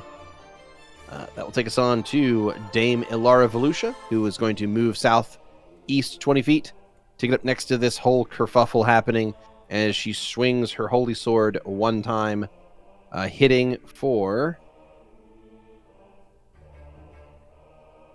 15 damage. The Zubeldrek is near death. Ugh. Bastion is up. Bastion is going to move forward 5 feet, and Are we using sure this his is not the real Zu'lin? using his rapier and daggers, he's going to full attack. These are not sneaks, but they are 2-up fightings. So that and that. As he rolls a 15 to miss, 22 doesn't confirm on a 14, and then a 19 and an 18. So he hits with both dagger attacks and one of his rapier attacks. So he strikes the Zubeldrek for 8 damage, followed by 4 damage, followed by 4 damage. The Zubeldrek dies, and he carefully aims his stabs to not hit Valentino. As the Zubeldrek loses cohesion and sloughs off of Valentino, who finds himself simply standing there where Zubeldrek was, combat ends. Oh, that shit is nasty. And after the battle, there is a moment of silence that is quickly broken by the sound of slime faintly dripping all around you. Zu'lin rushes over to every single lump of destroyed slime he can get to, and is just filling up things as fast as he can. Do you... Shin Kaito's body will recoalesce into a physical form, but he is still unconscious. When he does, I will syringe him. Yeah, go ahead. I do not know about you, all of you, but I need a good bath. Dame Volusia, are you witnessing what I see? She looks to the to look to you, Louie. He I see. Demonstrates Zu'lin taking the samples. Yeah, Zu'lin's taking the samples and also administers healing to Shin Kaito, Mm-hmm. which is going to bring him back to consciousness. Shin Kaito sits up, rubs his head, and looks around, confused as what just happened. Dame Volusia looks to you, Louie, and says, I see someone who has healed one of the nobles of the city and helped you all in the battle against those creatures. It does strike me as odd that he's collecting samples from them, but I suppose eccentricities such as that exist. Am I to believe that you have concerns? I do. I'll see if Shin Kaito is able to walk. Yeah, he gets up and tests his legs out, and he can stand. He looks to you, Zu'lin, and says, "That I'm sorry, friend. I was not expecting quite so much trouble in this cave. I thought that the new OOZE species would be a good subject for a research paper, but now that is where you're absolutely correct. I have never seen mimicry of this magnitude. It is exceptional, singular even. I've never seen it either. Imagine the leaps that could be made in the field of medicine if we could apply this. Indeed, as I was telling you before, I believe that we could potentially mimic telomeres, which would of course allow for longer lifespans just from the offset. I will retrieve as many samples as I can, and we will make our way to the lab when we are able. Oh, I anticipate your assistance and companionship in the lab soon. I should probably return to the city, though. Has anyone seen my personal guard? They're dead. Oh. That's unfortunate. The slimes came up to the surface and killed them and replaced them. Me and Don had to kill them. Oh, I see. Did you see the remains by any chance? Yes, if we could get samples from their bodies, it could prove beneficial. Oh, well, I mean, they're glooped out there. Probably. Sorry, I got fucking shit down my throat still. They're probably like sunk into the mud or something at this point. Hopefully it's not raining, I guess. Well, it seemed that they had put us in some form of pod. Is it not possible that they're potentially somewhere else? Very possibly, yes. We should search for them. Oh shit! I guess we should look around. Yeah.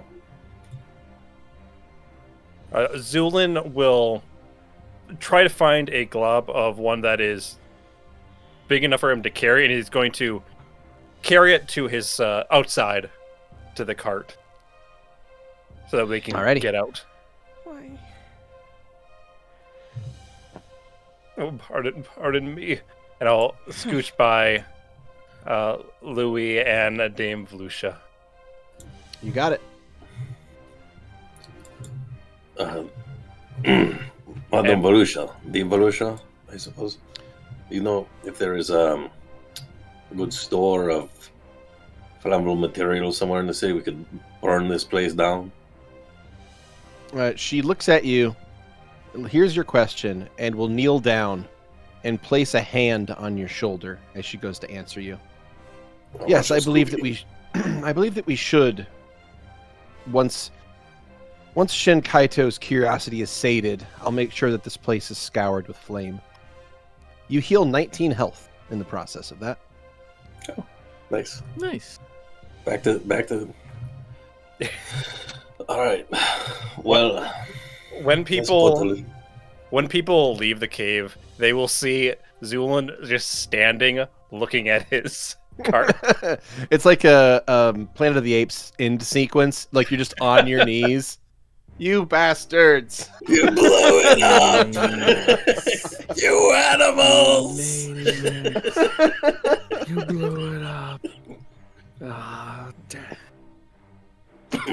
Well, Can you say "damn you all to hell" in Zu'lin's voice? for me? Damn you all to hell! Thank you. Nice. All right. So, yeah, you guys can leave the cave, returning to the campsite. And I will place those of you who need to be on there. So there's Stavik, there is Shin, there is Zu'lin. That should be, I believe, everyone. You make your way back to the campsite, and you find the left side of the wagon is completely gone, blown out onto the ground, and much of the stuff in the wagon is irreparably damaged. Luckily, Parsnip's crate is still intact.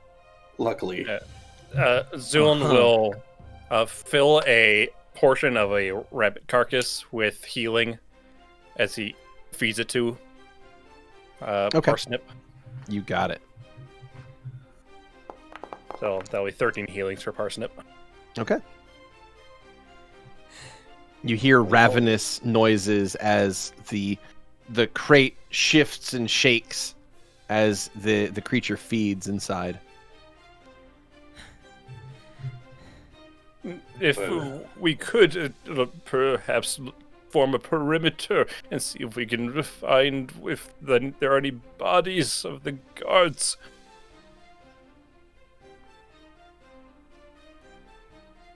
I agree. Yes. And Shin Kaito, Bastion, Dawn, the three of them will spread out and begin looking in the nearby trees and shrubs for any sign of the guards' bodies. I What do the rest of you do? think I'm going to return to Elias. This is a good excursion's always good and fun, but this is kind of putting a dumper on my date. Oh shit!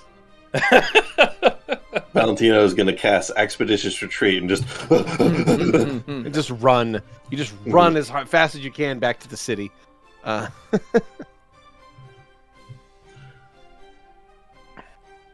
How's Louie getting to Elias? Or just walking? Yeah. Unless Xander's gonna dimension door.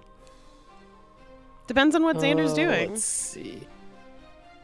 Xander is probably going to head back, but he doesn't have any dimension doors, any additional dimension doors prepped. So he will walk back with Louie. Stavik will help Zu'lin pack up the remnants of his exploded cart. Am I? You know, friends, is it this able? was a calculated risk bringing us all out here, but I think you need to go back to school for math. I'll look at Stavik. In what regard? Well, I think there were variables that you did not take into consideration. Indeed, but the amount of material that we were able to procure is quite worth what was lost. I don't think those guards' lives were worth the material, friend. Well, you say that, but for the future of mankind, perhaps it was. You have great ambition for the future, but you sometimes can't see beyond your nose. And with that, it's pretty impressive. Oh, I do suppose it is quite large, is it not? It is most definitely a certain profile. Oh, are we able to find any bodies? As you search through the area, you are able to find a few spots where there aren't exactly bodies, but there is definitely signs of struggle in a few places where you can see various amounts of vegetation have been eaten away, and there are blood stains splattered here and there. So it looks like, near as you can tell, the guards were consumed completely. I'll bet you we'll show Shin Kaito if whoever found it. Yeah. So as you show him, he nods in understanding and says, "Oh, that's most unfortunate. I'll have to hire new guards." Oh, fuck. It is a terrible loss, but as I was talking to Stavik, we did procure something quite amazing. I do hope that their sacrifice is not for naught. Oh, certainly not. The science we're going to advance from these discoveries is going to be well worth their sacrifice, I'm sure. Indeed. Good to know that he does just suck. Yeah. Well, He's a noble, isn't he? I mean, yeah. This whole time, I'm like, everything that he has done that's been like real shady has been not him. So we got to start the judge. No, good to know we're on the same page. Zu'lin will give a few of the sample bottles to Shin to look at in the meantime before he's able to meet him eventually. Of course. At the labs. Thank you for these advanced samples. We'll get more work done at the lab back in town when you're ready. Thank you again, Zu'lin. I'll see you soon. Indeed, I will send a missive. And Shin Kaito will head off back to the city. Ilara Volusia will stay around here in the camp with Xander and Stavik. Xander as left the rest- with Louie. Oh, Xander left with Louie. I am so sorry. Oh no. Okay, Oh, in no. that case, No, with Zu'lin and Stavik. Well, currently, it He looks like blows a little kiss back to Ilara as he leaves. all right. Well, in that case, Ilara Volusia and Stavik are standing in the camp. Oh no. You're the only two people here. Everyone else has gone their separate ways. They write fan fiction about this. She turns and looks at How you. you feel? Stavik is clean. Do you wish to preempt and say something first, or you're welcome to try to beat her to the punch and say something? She saw what I did. I know what I did.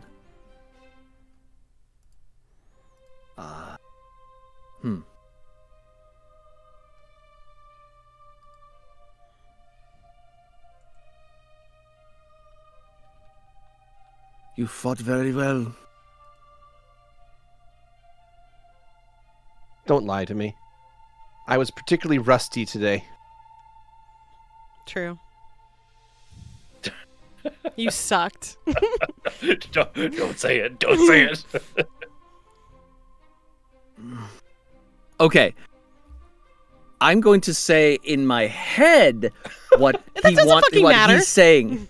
Yes, it does. I'm not saying it, but in his head he is saying, what do you think? if you weren't spending so much time keeping your armor polished, you'd have more time practicing. I mean, it is mithril armor, so it kind of polishes itself. It's like the nice thing about mithril. It kind of polishes itself. I did cool not know like that. So it's always shiny. yeah. Okay. You just have to rinse it off from time to time. Fuck. Jesus. She was being like Stavik and Bastion later or something. Well, she doesn't polish her armor; it polishes itself. It just how it works. and Stavik's like, oh damn. So she affixes you with a cold glare, but says nothing.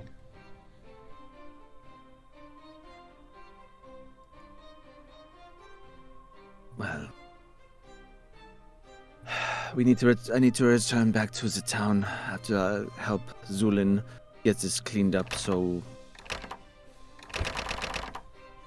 the entire side is blasted open. You don't fucking need to open the door. I love that though. Just trying hard to open the lock fucking door. It's a hole. The entire side of the cart is missing, but he decided to go through the locked door. Are you sure you're okay, friend Zu'lin? There's a hole in the side of that cart that you could use. I suppose. He'll go around. Inside the cart, you do not find a corpse of Zu'lin because that corpse was atomized, DBZ style. So inside, you just find the remains of your stuff. Most of it has been burned beyond recognition. Mm-hmm. I suppose I'll have to make a visit to a temple then. And he will put everything away that he needs to and hope that he's able to get this rolling. All right. I will help you, friend. Dame Volusia will look at you again, Stavik, and say, I truly hope our paths don't cross again. And with that, she turns and heads back to the city. Stavik, friend, are you ready? You know, I am very ready to leave this godforsaken town. Well, too bad we're not going to anytime soon. Which gods? All of fucking them. I don't know Well, about save that. one.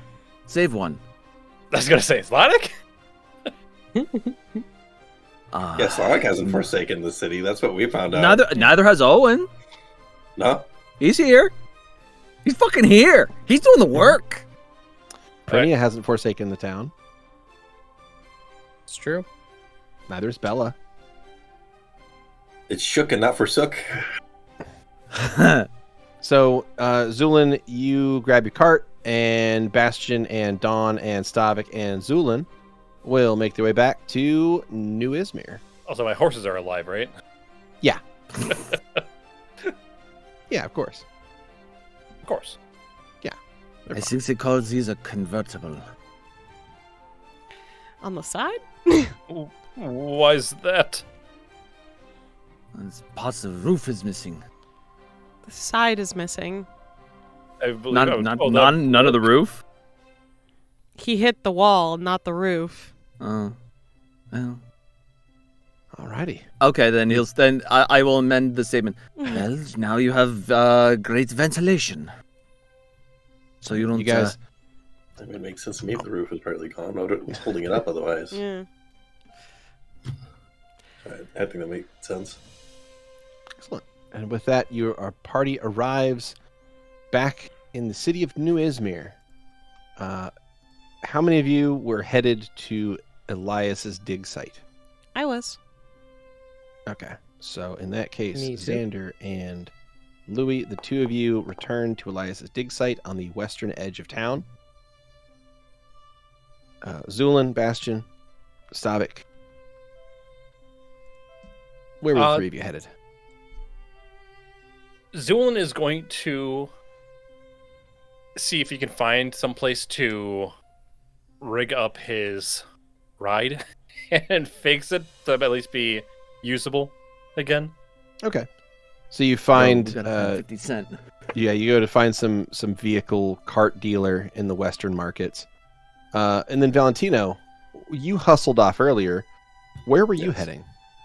Back to the arena. Alrighty. No, you left first, and with Expeditious Retreat, so you will arrive first. So, Valentino, you arrive sometime later. Time has passed now for all of you, so I'm going to push time forward a wee bit. Mm-hmm. And you get back to the arena area there, Valentino, to find crowds and crowds of people, which are both leaving the arena and going into the arena. It seems that this is a time between games, so there's big crowds out and like buying food right now, going in and out of the arena, finding new seats, leaving places, saying hellos, goodbyes. It's a whole mess of activity around here. But there's no activity currently in the arena, but there are people that are already getting queued up to seat for the next show. I'll go find a high point to perch from so that I can get a vantage over the crowd and see if I can find Captain Riley. Perception, please. You got it. The bad news is finding a halfling in a crowd is really difficult. Yep. And Valentino will be like yelling, "Captain!" You look around from a high vantage point. You like find a light post and climb it, and you're looking down into the crowds, trying to find any sign of Captain Riley.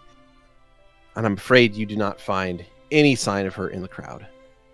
Is it paid to enter, or is it just the expectation that you'll buy like confectionaries and stuff? Oh, so the arena itself is free and open to the public. Then Valentino. The only thing you'd spend money on is buying things from the local vendors that are selling things. Right. Then I'm going to head in and head back to where we were seated and see if I can find her there. And if not, whether or not the lantern is there. You got it. You return to your seats, where you were sitting up in the third tier of the wooden seats, and looking around up there, you find cast off shells of peanuts, partially eaten pieces of food, wrappers and things like that, various junk and trash left behind by slobs and heathens. And you will find no sign of either Captain Riley nor of your really nice dragonfly lantern. Well, I'll take that latter to be a positive sign. If she had left it behind, that would have been kind of demoralizing. Yeah, especially if it had like a note on it that said, "What is this ugly piece of shit?" Yeah. It's like, who left this here? To the owner of the ugly dragonfly lantern. I accidentally grabbed it at some point. Yeah, it's like it got sent to the Lost and Found, and Lost and Found sent it back. Like, put it on the same seat. Whatever it is, I don't want it.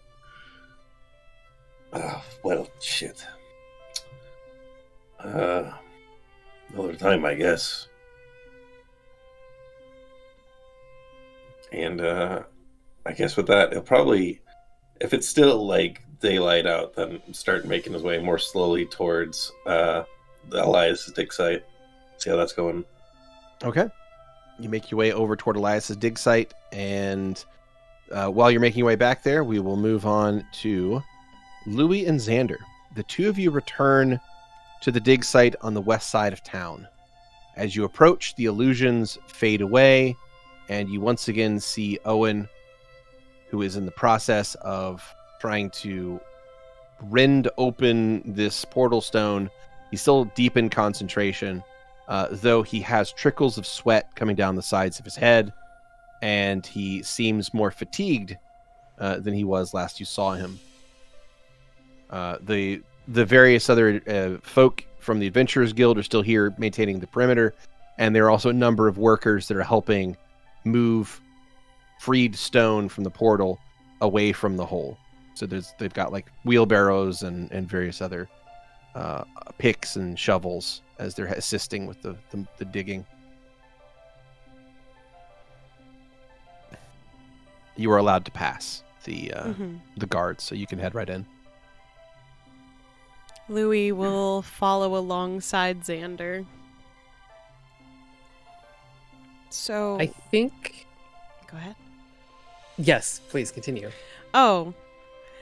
So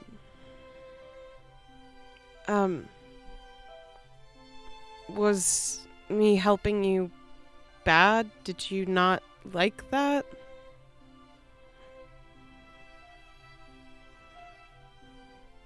I would prefer you not harm yourself. I mean, it's not like it really hurts. I just get tired and then I'd probably be fine tomorrow. I could say the same thing for me, though. Sure, but your recovery always seems to take a bit longer. And you're more useful than I am right now. I think that's a matter of perspective.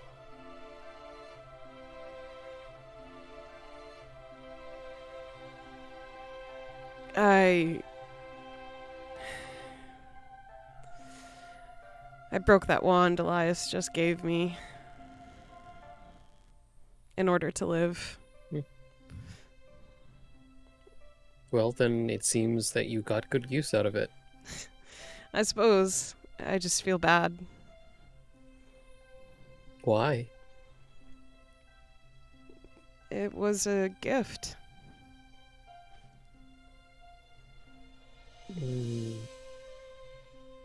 I suppose I can understand your feelings, but if the gift was given to you in order to be useful to you and to keep you safe, then shouldn't Elias be overjoyed that the gift that he gave to you was able to fulfill its purpose? I'm not sure. I guess I don't know his perspective on this.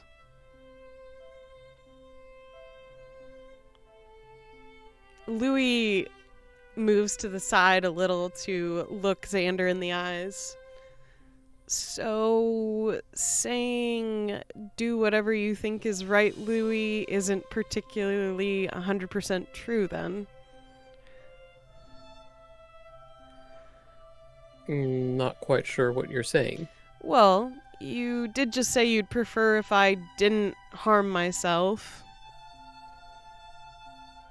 Which, in a way, sort of conflicts with the prior information I was given, which was, do what I want to do.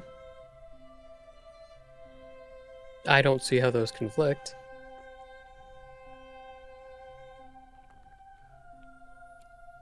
What I want is to do things that help you and make you happy.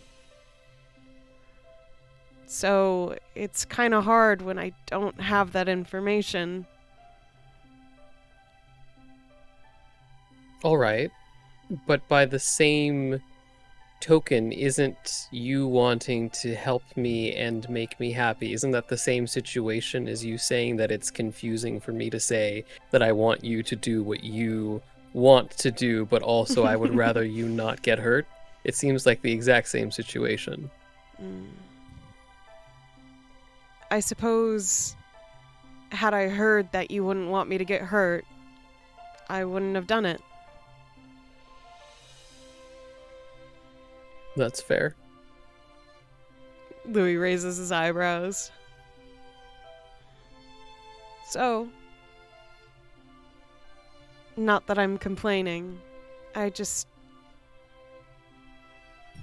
be happy to hear more. Of any opinions you do have or wants. Your want may be that I do what I deem best, and my want may be to be wanted in some way, to be just told what you prefer, at least. That's fair, though I don't want you necessarily to be acting just based off of my own preferences. I won't. I think you know I'm stubborn enough for that. It's true, though you just did say that you wouldn't have done it if you'd known that I didn't want that, so it seems like that would be you acting based off of my preferences. Sure, sometimes. Look, I'm just saying it'll be beneficial for both of us if we're better at communicating this. Just an equal share on that. I'll try to be better about this. If you agree to as well.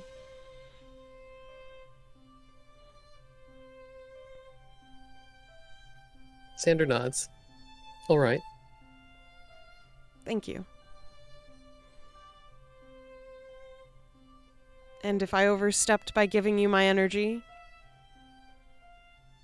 then I apologize for that. However, the action in itself I do not feel terribly apologetic for. He smiles. In that case, I accept your sort of apology. Now, I have another question. Or something I want to work through. I think I can help Elias by giving him my energy.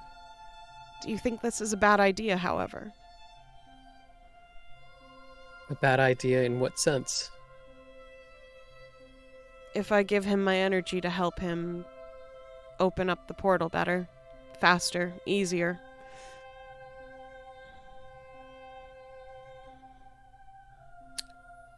Would that bother you? I think that in that matter, since it would be Elias receiving your energy, it's really a matter of what he would prefer. Louie nods. And how do you feel about it?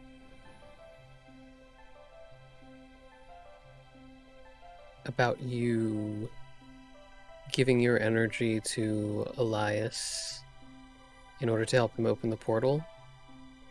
Yeah.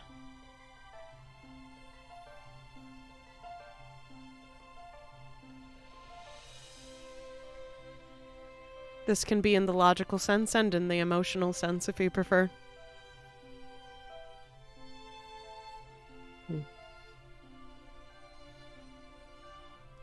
I suppose I'm glad that you're so dedicated to this, that you're willing to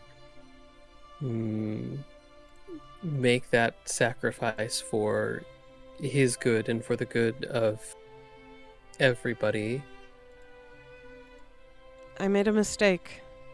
I'm trying to fix it.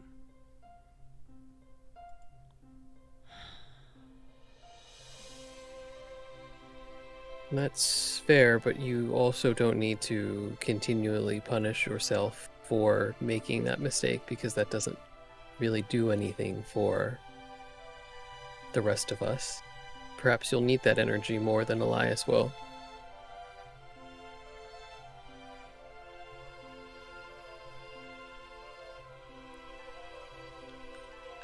I don't know what you see that I don't.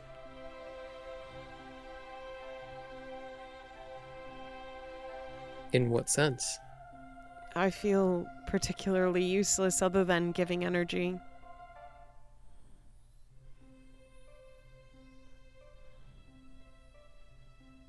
Well,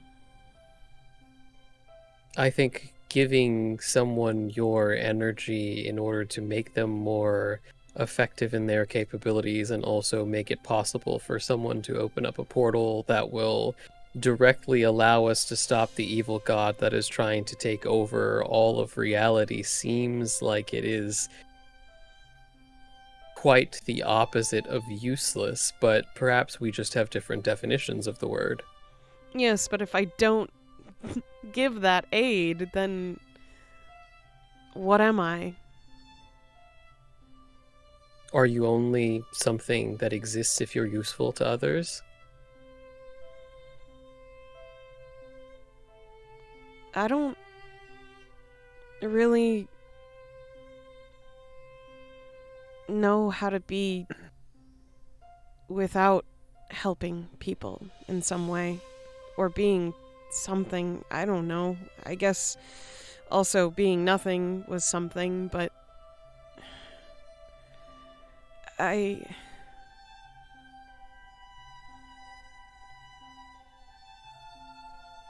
don't know what to do with myself anymore. Well, the situation is certainly not an ideal one, I would say, but perhaps there is some sort of freedom in the fact that your options are somewhat constrained right now, because you don't have to be acting based off of a bunch of expectations that you've put on yourself or the way that you should, because you don't have certain avenues open to you.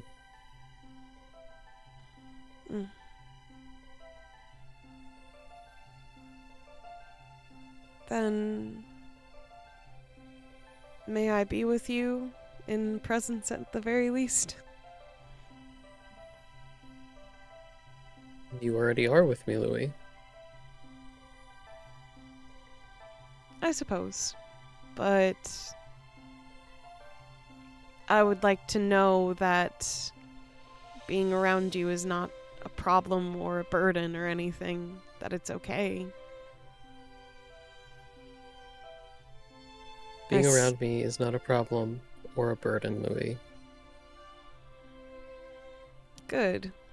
Because I kind of still wanted to be around you, even if you said no, it just would sting a little. Okay, maybe a lot. I can understand that. Though if you do want to help Elias and give him your energy, that is a matter that you should probably take up with him. Okay. I'll be back. Louie will walk over to Elias. Elias is deep in concentration. Like I said before, he looks a little fatigued. He has sweat running down his temples. And he seems deep in, well, somewhere else. I'll put it that way.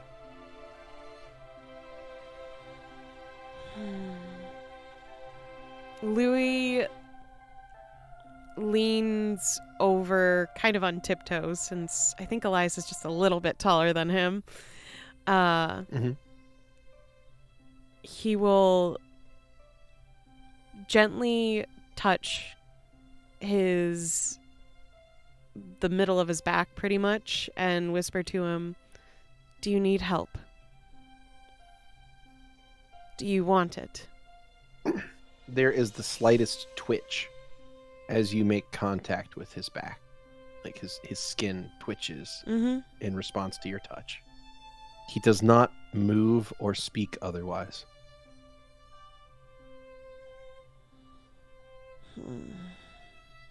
As you get this close to him, you can see that his brow is furrowed as he's heavily concentrating on something.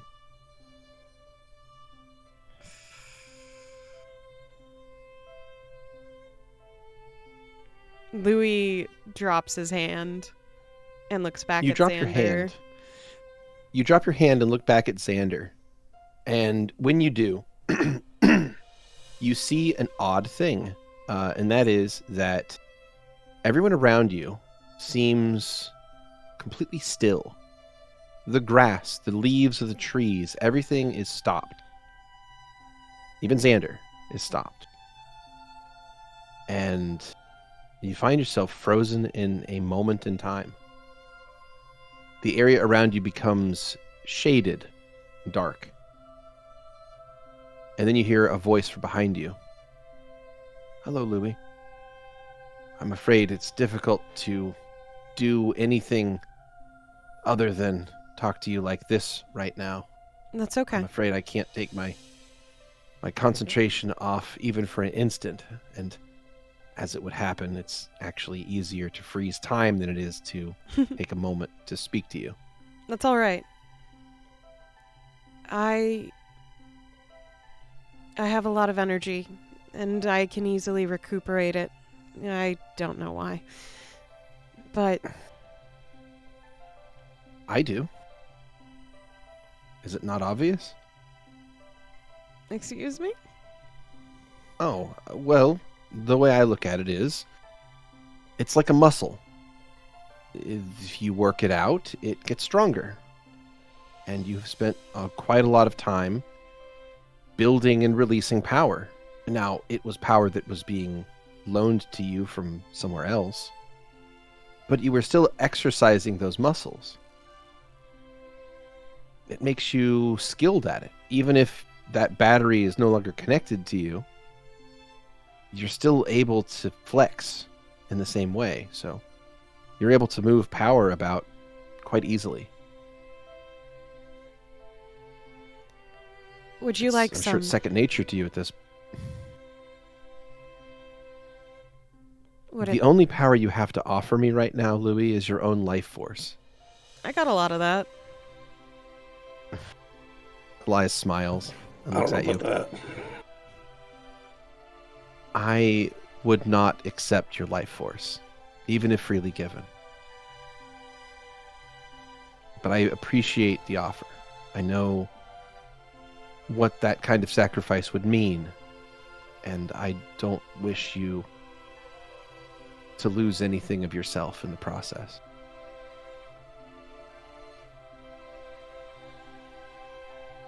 Okay. I just thought maybe it'd Besides, be easier to find the body, too. No, it's inside. I'm making progress, though it's been difficult. I'm sure that soon enough we'll find our way in. Okay. And once we do, I'm counting on you and all of your friends. The Guardian is inside. The beast that you fought earlier. It's protecting what is growing in there. I'm afraid the next time you fight it, it's going to be to the death. Now, I suppose that's a good thing, because if you can defeat that Guardian and let the divinity it stole from me out, then I should be able to become whole again. Okay. Now, if that happens, then I think things can return a little bit closer to normal in this world. So, it's no pressure and all that, right? But this upcoming Elias. battle is going to be for... Yes. I don't think we can defeat Slanik. I think we can defeat that beast, but I don't know if we could actually beat him. But Well, if we could, if all would it bring... if all goes well, Louie, we aren't hopefully going to have to fight Slanik. If we can defeat the Guardian and stop Slanik from being born into this world, then there's no reason to have to fight Slanik. His plan would be thwarted, and we would be in control again. What's I your wouldn't plan B? dwell on- Always thinking about what happens if I fail. Very well. If we fail, and Slanik is born into this world, then we're at a severe disadvantage.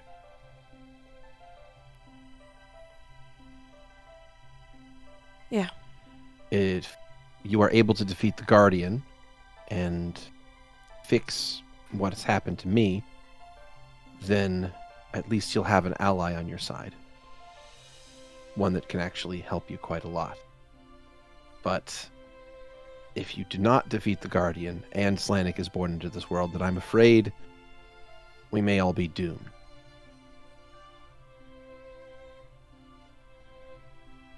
So hopefully it doesn't come to that. Yeah. So, the way I see it, we have 3 potential ends to what's about to happen.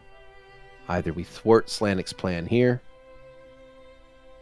or we fight him and win a partial victory, or we lose completely.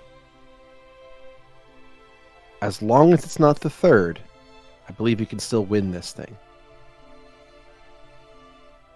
So, that's why I cannot be late to this. I have to get this portal open as soon as possible. That's why I have to stop time to communicate with you, because I can't waste even a moment. I understand. Not that talking to you is a waste, but you know what I mean.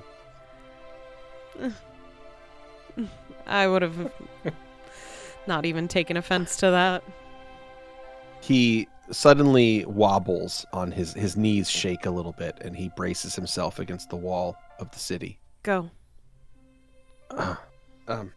Sorry. It's difficult to freeze time for this long. Please. You need not... you don't have to... Louie looks like he's tongue-tied for a moment. Sorry. Elias nods and says, I'm sure you'll do the right thing. What happened to my wand? My mom gave me that wand. A slime that imitated Zu'lin attacked me and I almost died, and my only way to survive was breaking the wand. Oh, I'm very sorry. I see. That's... that is unfortunate. Yeah, I'm gonna go into the town and maybe buy a sword so at least I could do something, I guess. Oh, it's always a good idea to have a backup weapon, but yeah. Here. And he reaches up his sleeve and he pulls out his wand and hands it to you. How many of these do you have? Oh, it's the same wand. I don't... Silly. And he gives you a smile and a wink, and he turns back around, lays his hands on the side of the city, on the portal stone, and time resumes. You're now holding a wand. Fucking weirdo. Louie just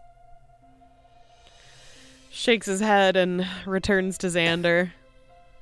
As you shake your head and turn to walk back over to Xander, wand in hand, that is where we'll pause for the week.